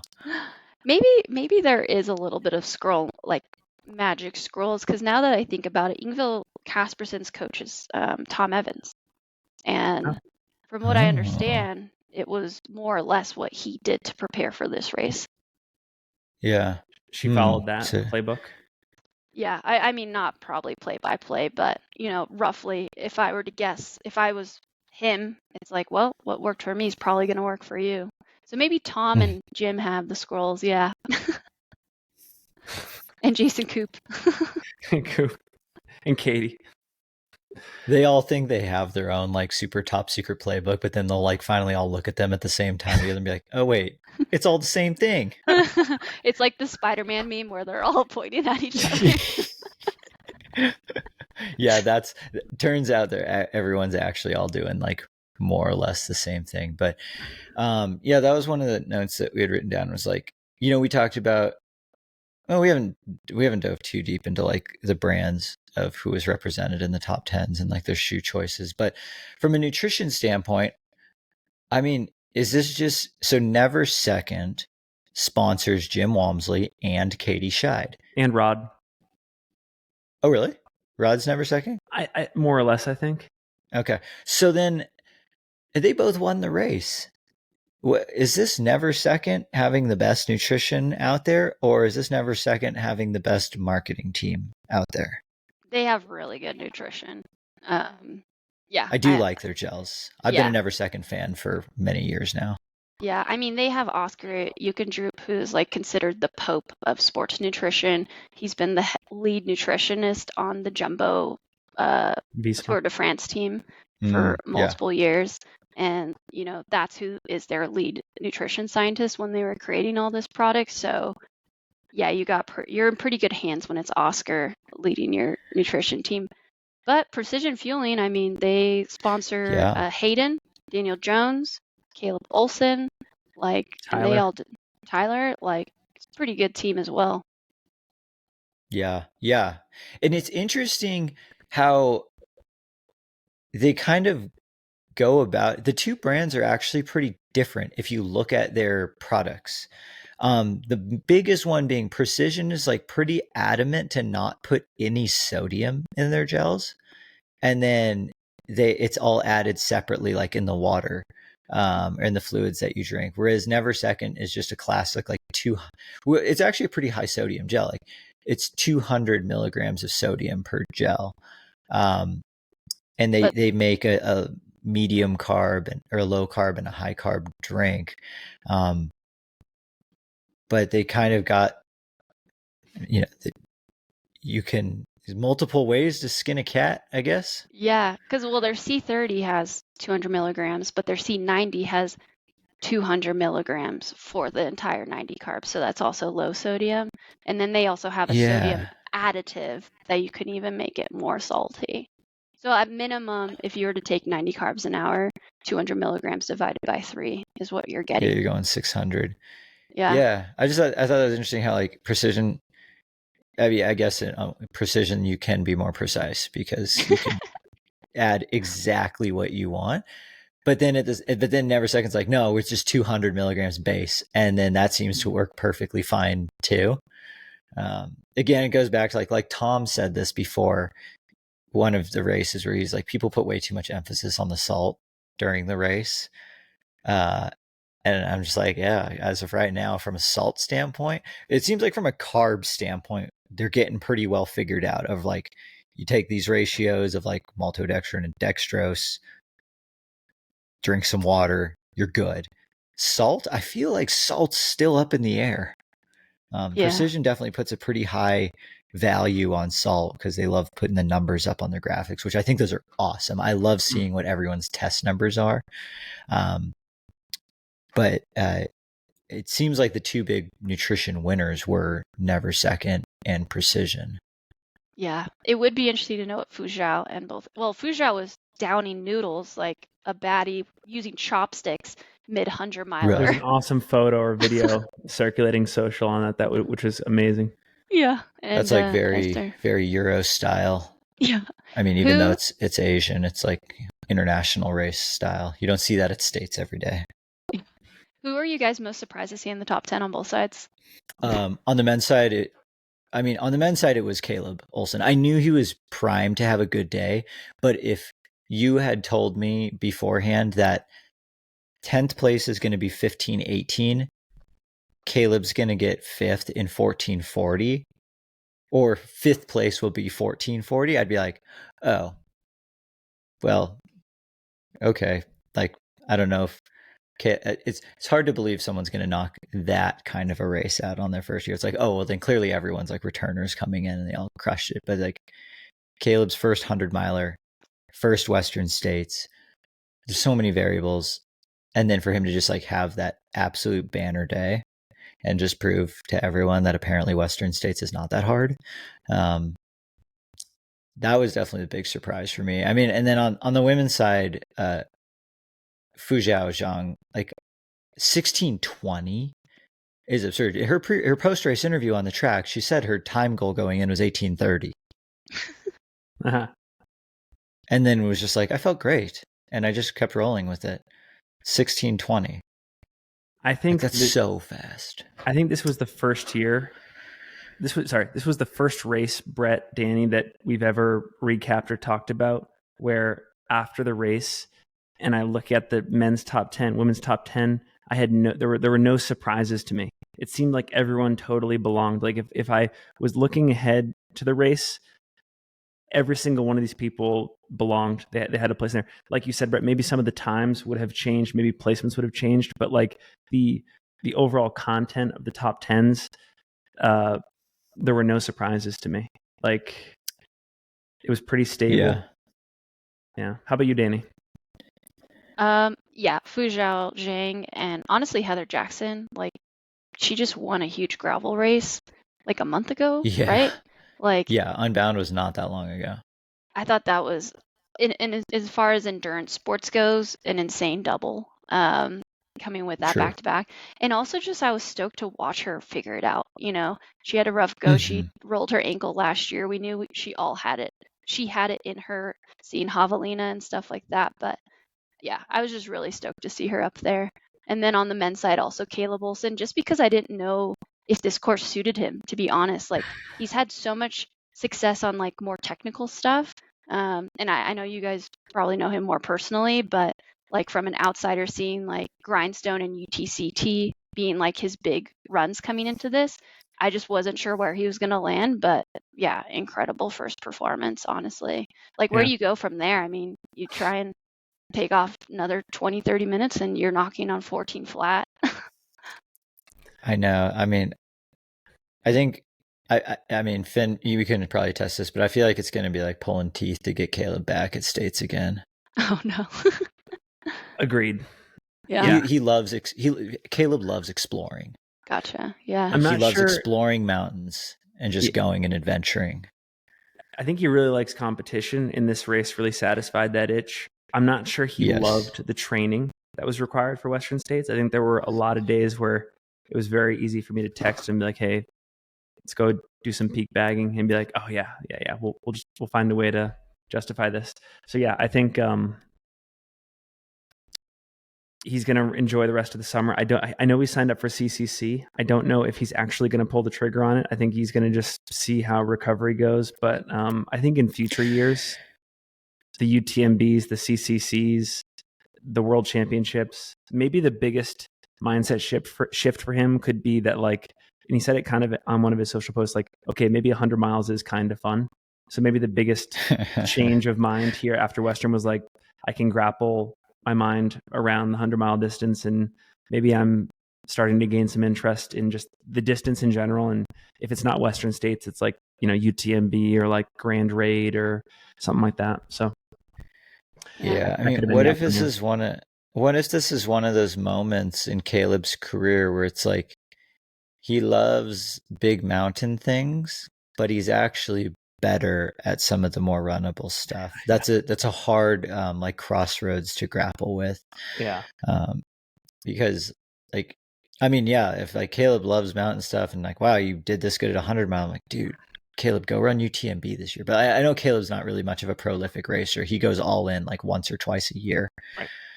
But it's like, dude, you're clearly super fit right now. You like mountains. Go do the full loop. Just strike while the iron's hot. Yeah, I understand that struggle. The being good at runnable stuff, but loving mountain stuff. Team performances. Yeah, this one, I mean, prior to this, we figured like Terex and North Face, Hoka had a solid day. So like going through women's top 10, just looking at it, North Face, Hoka, Adidas, Kraft, Hoka, Nike, unattached, Lululemon. Yeah. Hoka wins. And then on the men's side, let's go through it. North Face, Hoka, Terex, Nike, North Face,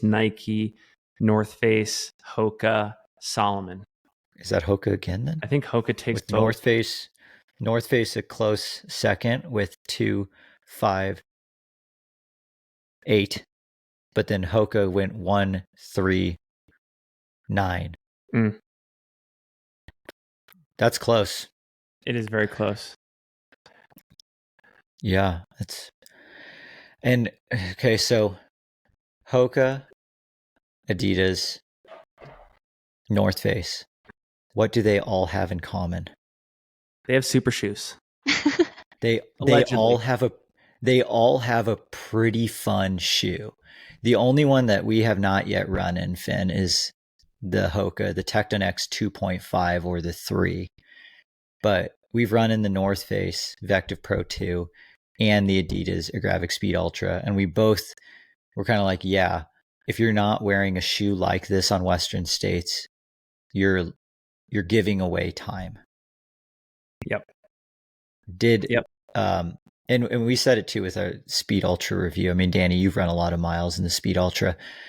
That was the first shoe that I tried on where I felt like I was actually getting something on the trails. I mean, I've run road things and road super shoes and like 100%, like no doubt in my mind, I'm faster in those than a regular trainer, but I had never quite felt that way in any trail shoe that was expensive until I put the Adidas one on my foot. And I was like, oh, I am for sure getting free time on this course or on the trails, and I did get a hint of that in the North Face shoe as well for slightly different reasons. Review coming soon on Conversational Pace. But is interesting. And then the Hoka one as well is built with similar materials to the Adidas one, where it's like a plastic foam and there's a plate in it and a very lightweight upper, and the shoe's very bouncy and it's very light. So like, I imagine it checks the same boxes as the North Face and the Adidas shoe. And, going down the list further, who I'll just go like how I wrote down, so of the top 10 men, 10 women, so that's 20 people, how many of them for the majority of the race were wearing a maximal stack shoe with bouncy foam and a plate of some sort? Of the 20, 17 were. Wow. That is not a fluke. No. That's amazing. Did you count them yourself? Yes. Wow. Yes, I did. But yeah, it's like 17 of the 20 were wearing some form of bouncy shoe that's been converted to not break ankles for trails. It's like, I feel like we just witnessed in real time the super shoe revolution of Western states. Can't say if it will be the case with like a race like UTMB or Hard Rock, but for Western states, I think we witnessed a super shoe revolution. Yeah. Thoughts, Dani? Well, I just think of the road marathon when suddenly, not just a select few had the first carbon shoes, but it started being widespread. And then, the women's 242 now became 238 and, X that against 100 miles. Then that immediately makes me think that there's probably one or two more extra drops in time at Western states before it starts to level out. Yeah. Yep. I agree. And if the shoes right now are like where the 2016 like Nike 4% was, that shoe's trash compared to the road super shoes now, 8 years later. If we're just at the infancy of fast trail shoes, the tech's going to trickle over quicker. So we might only be like 3 or 4 years down the road from that kind of advancement. It might just be like it might not even be in the conversation anymore. It's like of course you're wearing an ice bandana, of course you're topical cooling, of course you're wearing high rebound shoes. Yes. Yeah. And of course you're running 120 miles a week. Gosh, wow. Are we really, is this like a polygamous relationship where you're like, I'm marrying super shoes, I'm marrying high carb fueling, I'm marrying topical cooling, because you have to marry all three now. And I feel like you're marrying a multi-training block lead up to Western states. It's no longer like a 2-month, 3-month project. Like, people are thinking of Western states a year out and like how they can get in shape for Western states. There's at least one thing I want to cover before we go, and that is the live stream. Brett, we haven't even talked about your experience on the ground as a field reporter, and I want to hear about that. But I also, maybe the first thing, because we got this on Instagram, one of our like responses to like, hey, here are some things we should talk about in our episode. People want to know about that moment when Hayden and Rod are finishing, and there's still that interview going on, I think, with Jim, right? Plus, there was also some confusion about like where Rod is in relation to Hayden, vice versa.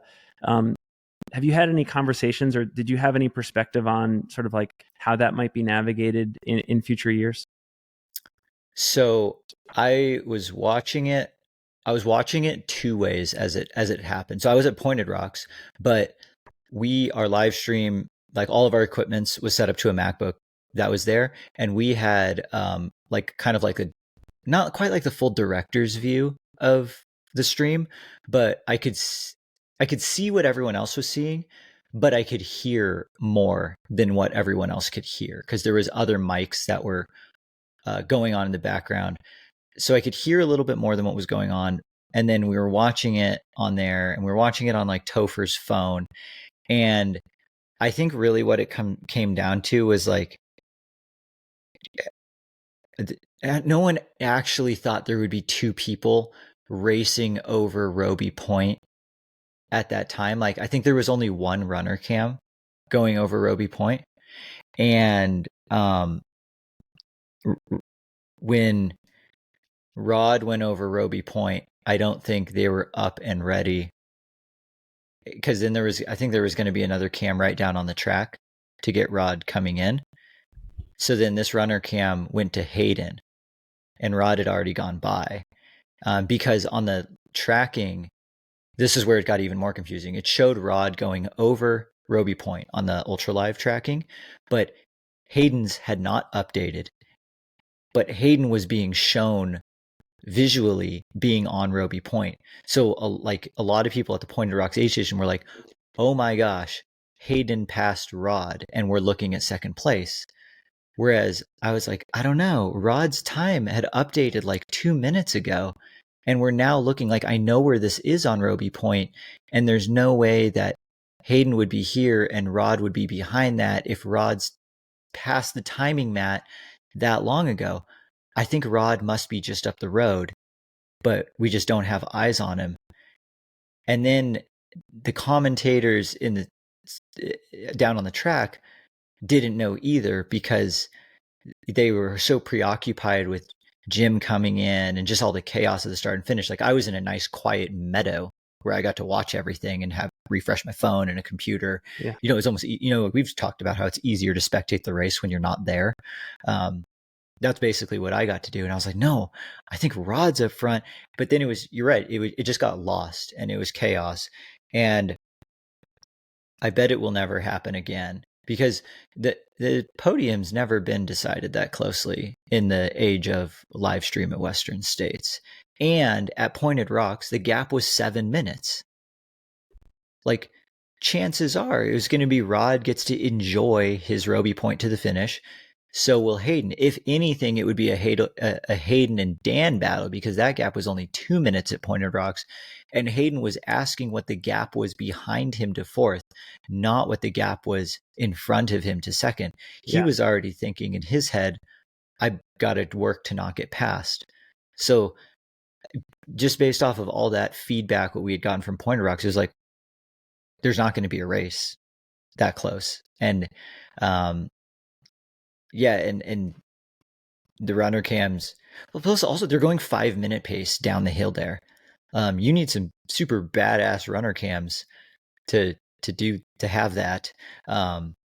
So I think it's one of those things where it's like, not in a million years I thought this would happen, but then it happened, and now they'll be prepared for that to happen every year from here on out, and it'll never happen again. Yeah. I'm also curious to know, like, will they change the format at all about interviews at the finish line? Like, will they, in order to account for that too, like, just like, do the podium interviews happen, you know, maybe like 30 minutes after a certain time frame? Do they happen, you know, all at like awards ceremony? I personally think the on the track stuff is super cool. Like, I don't want to see it change, but it is weird to like have the interviews being conducted and then like someone's on the track, right? And they have to like pause the interview, celebrate that person, maybe restart it, or like the person has to like, you know, go to medical for whatever reason. I don't know if you have any thoughts there, Danny or Brett. Well, the one problem that I have with it is when the men's top three are coming in, well, one, it's like disruptive to Jim comes in, they're going to start interviewing him, and second and third are not that far behind. You know, historically at Western States, the race is decided like halfway through, and then we're like, oh, we have 45 minutes. It took away so much from one of the most exciting parts of the women's race. Yeah. That was the part that was kind of frustrating to me, was they're like sitting there interviewing M1, M2, N3. There's freaking chaos going on from like ALT through Pointed Rocks. And like Katie was coming through Pointed Rocks, and they just had track interviews going. But like, there should have been a hotter mic at Pointed Rocks to more quickly, because I was giving pretty hot takes at Pointed Rocks after each man came through, but I didn't get to do that for the women. It came more in chunks, and like I had some like great crew dirt from Katie right after she went through, but I had to wait like 10 minutes to give that. And then at that point it was like, it's still valuable for me to say this, but like the moment was kind of over. And like it's, yeah, like you said, like the live interviews on the track are super cool, but like the races are almost getting too close for that. And like something's got to give. And I don't think it should be the quality of the race coverage in the last 10 miles. I would agree with that too. Like, I think I personally would love to see like them take the top three, do almost that couch setup before the awards, and just have a bunch of people be able to listen, because there's people crewing out there. There's so much chaos still happening from M1 to F10 that, like, personally, I would love to sit and listen to, the top 3, the top 5, Me sit too. where the awards are going to be, have them be more relaxed, not like throwing up and cramping on the side, asking, okay, we need to cut this interview again because you need to go lay down and like take care of yourself. And personally for me, like when I finish a race like that, I just want to be with my people. Like I don't really want to be talking to people like on a microphone and getting interviewed. I get the coolness of it because it just happened and you're getting first reactions. But I think there's better ways to do that, and especially with like the women's race coverage too. I haven't rewatched the entire live stream, but I wanted to rewatch that part specifically, like M1 through M3. And yeah, I could see everyone's frustrations in the YouTube chat of how did we just miss the biggest sprint finish of all time? And yeah, I think that's saved with an on-field correspondent like right before the track, or you just have like a high setup at the 200 mark where you could get a full view of the track, click into that at any point. Yeah, so I don't think it's going to happen again either. Like, I think you said it's never happened before, unless it's like later in the race when things have kind of calmed down. Yeah, and like this is only the 4th year of the Western States live stream. Yeah, I believe that's what it is. And they probably doubled the amount of time that runners were on the screen this year. Like there was a significant amount more coverage, and it's definitely still not perfect. yeah. And like, yeah, it's like, yes, 2 of the things that are like going to be difficult to navigate. And again, it's always been the case with Western States is like changing things.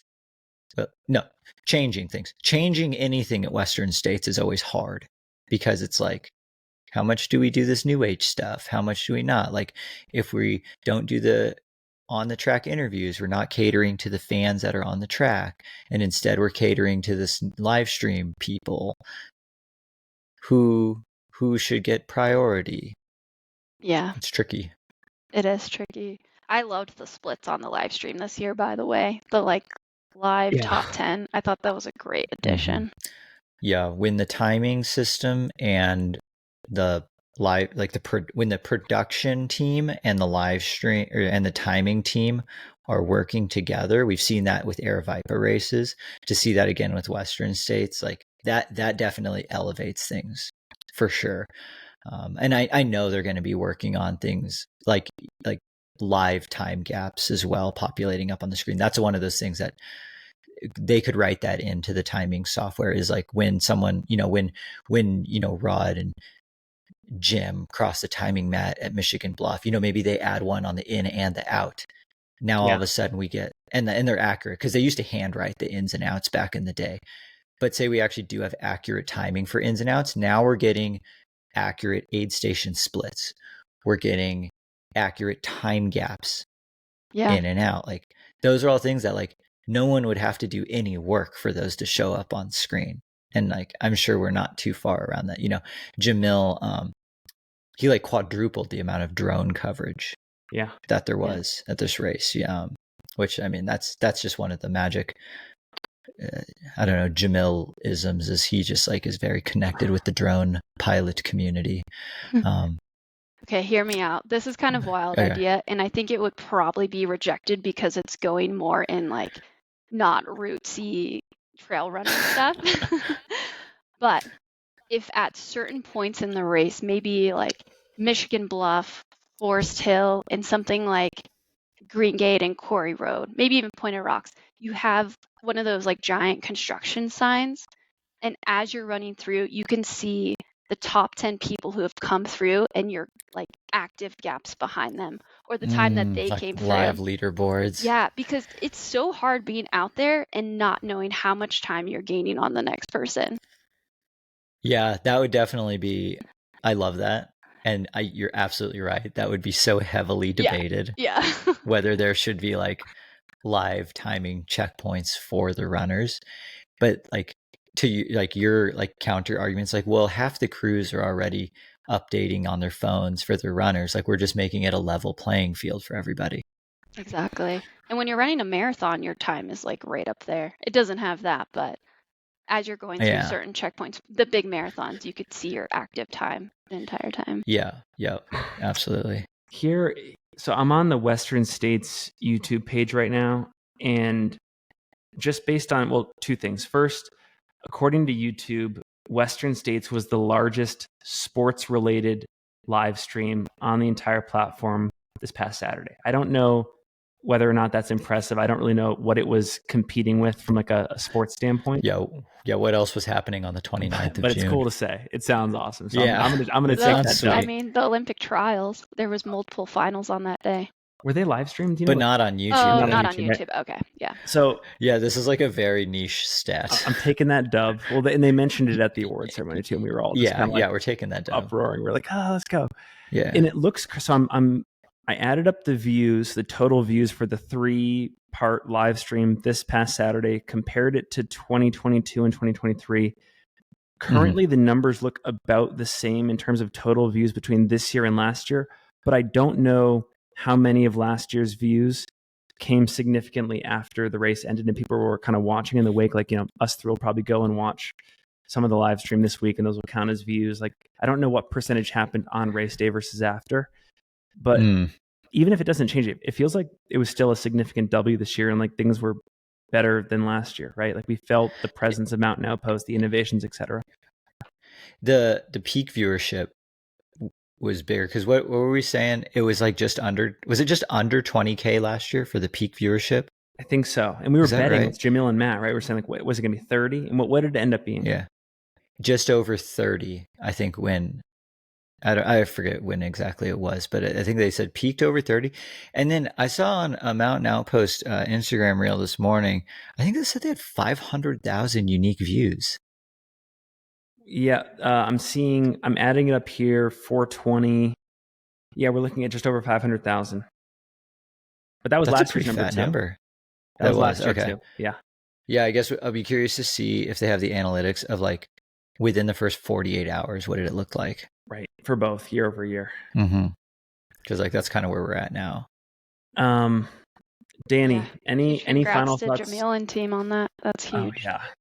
Thank you, Jamil, for everything that you do. 100%. Yeah. This was the most robust live stream like that I've ever been a part of. Like I know, it's funny to say like I've been doing it for a long time because the first one was like January of last year, but the kits and the setups have changed so dramatically much in the last like year and a half. And like what was being used this year was on just such a different level, and like total hats off to the producers, because anyone who was producing the Western States live stream this year could absolutely hold their own as a producer in like an NBC studio with the amount of different camera feeds and audio feeds and like monitors that they were juggling in the studio and on the track and with all of us. And there was, like having to manage getting to the service from like either Starlink, cell service, or Wi-Fi. Like that changes things a little bit, the way it comes in to get produced, and to be able to manage all of that is, it was amazing. Like it was absolutely nutty to see. And we were lugging around like a $20,000 camera to, Pointed Rocks and Michigan Bluff and all this stuff. Huh. Like it was sweet. It was awesome. It was also scary because it's like, don't drop this, and please don't like spray this with a hose. I know, I'm excited to see all the content come out after this with how many cameras I saw out there this weekend. Yeah, there better be some good movies coming out. Danny, any final thoughts for viewers and listeners before we go about the weekend that was? Just that the game has changed, and this is just the beginning. I feel like it's a tsunami, like the water is sucking in really fast right now, and we're just all getting sucked into it, and the tsunami is coming very soon in a good way. And honestly, it's getting me more excited for races throughout the rest of this summer. Like, it just felt like a good chaoticness between Broken Arrow and Western States, Lavaredo, Mont Blanc Marathon, just records going down everywhere. And so, thinking about the Chamonix Super Bowl coming up end of August, I'm kind of thinking on the ultra side, since we're on your podcast, like top 3 women under 24 hours and top 3 men under 20 hours. Like that's just going to be the new norm as time's going down more and more. And the last thing I'll say is just, shout out to Rod, making the men's race just so thrilling. I'm so happy for him. Years of hard work, folks. Like, just keep getting after it and learn from your mistakes. And yeah, shout out to my Terex teammates too. Really proud of them. How about you, Brett? Dude, we said it last year. Last year was so fun. Year 1 of the Singletrack podcast live at Western States. Chaos, so awesome. Year 2, we're like a well-oiled machine. We've got the freaking Bat Cave out there. And it was amazing. It was so cool. And then to cap it all off, like running around the course, following the front of the race, giving my takes from the aid stations. I hope we can deliver again in year 3. I mean, we were already talking some funny year 3 ideas and what we intend on doing. And yeah, I would absolutely love to run it back for year 3. We will, and then some. We will. Yeah, I'm gonna start. Carbo loading now. Yeah, I don't know if the term is red pilled or blue pilled, but it's super hard after like a week of in-person conversations, like doing our predictions episode together. It's hard to do remote again. Like there's just that special feel that you get in person. My takeaways: I'm always going to be the biggest booster for the Salt Lake City trail scene. All are welcome to come and join our growing movement here. But to see Leah and Rachel, Tyler, Caleb in the top 10. We'll get Hayden in there too. He's Southern Utah, but Utah showed up. Got a special shout out, Caleb. 11th at mile 53 to 5th at the end in 14:40 to finish. A time that would have won the race most years. Shout out to him. And then I guess my last thing is just I loved the Here for the Women's Race shirts that Hillary and Corinne put out. Those were really cool. It was good to see I don't know. That was a great marketing case study, but also just like a cool movement in general. And it was fun to incorporate that into the studio as well. Yeah, we're not done with that. So if you didn't buy a t-shirt, we're working on it. There might be another race coming up soon in the US where you can get one. So as soon as we get that confirmed, we'll share that information. And yeah, just being a part of that group, like we've been working really hard and that was a really great case study. And now we're just going to roll with it and keep going. So yeah, shout out to Corinne, Hillary, Katie Asmith, MK Sullivan, Sophie Power. The list goes on. Lots of work ahead of us. So thanks for all those that supported.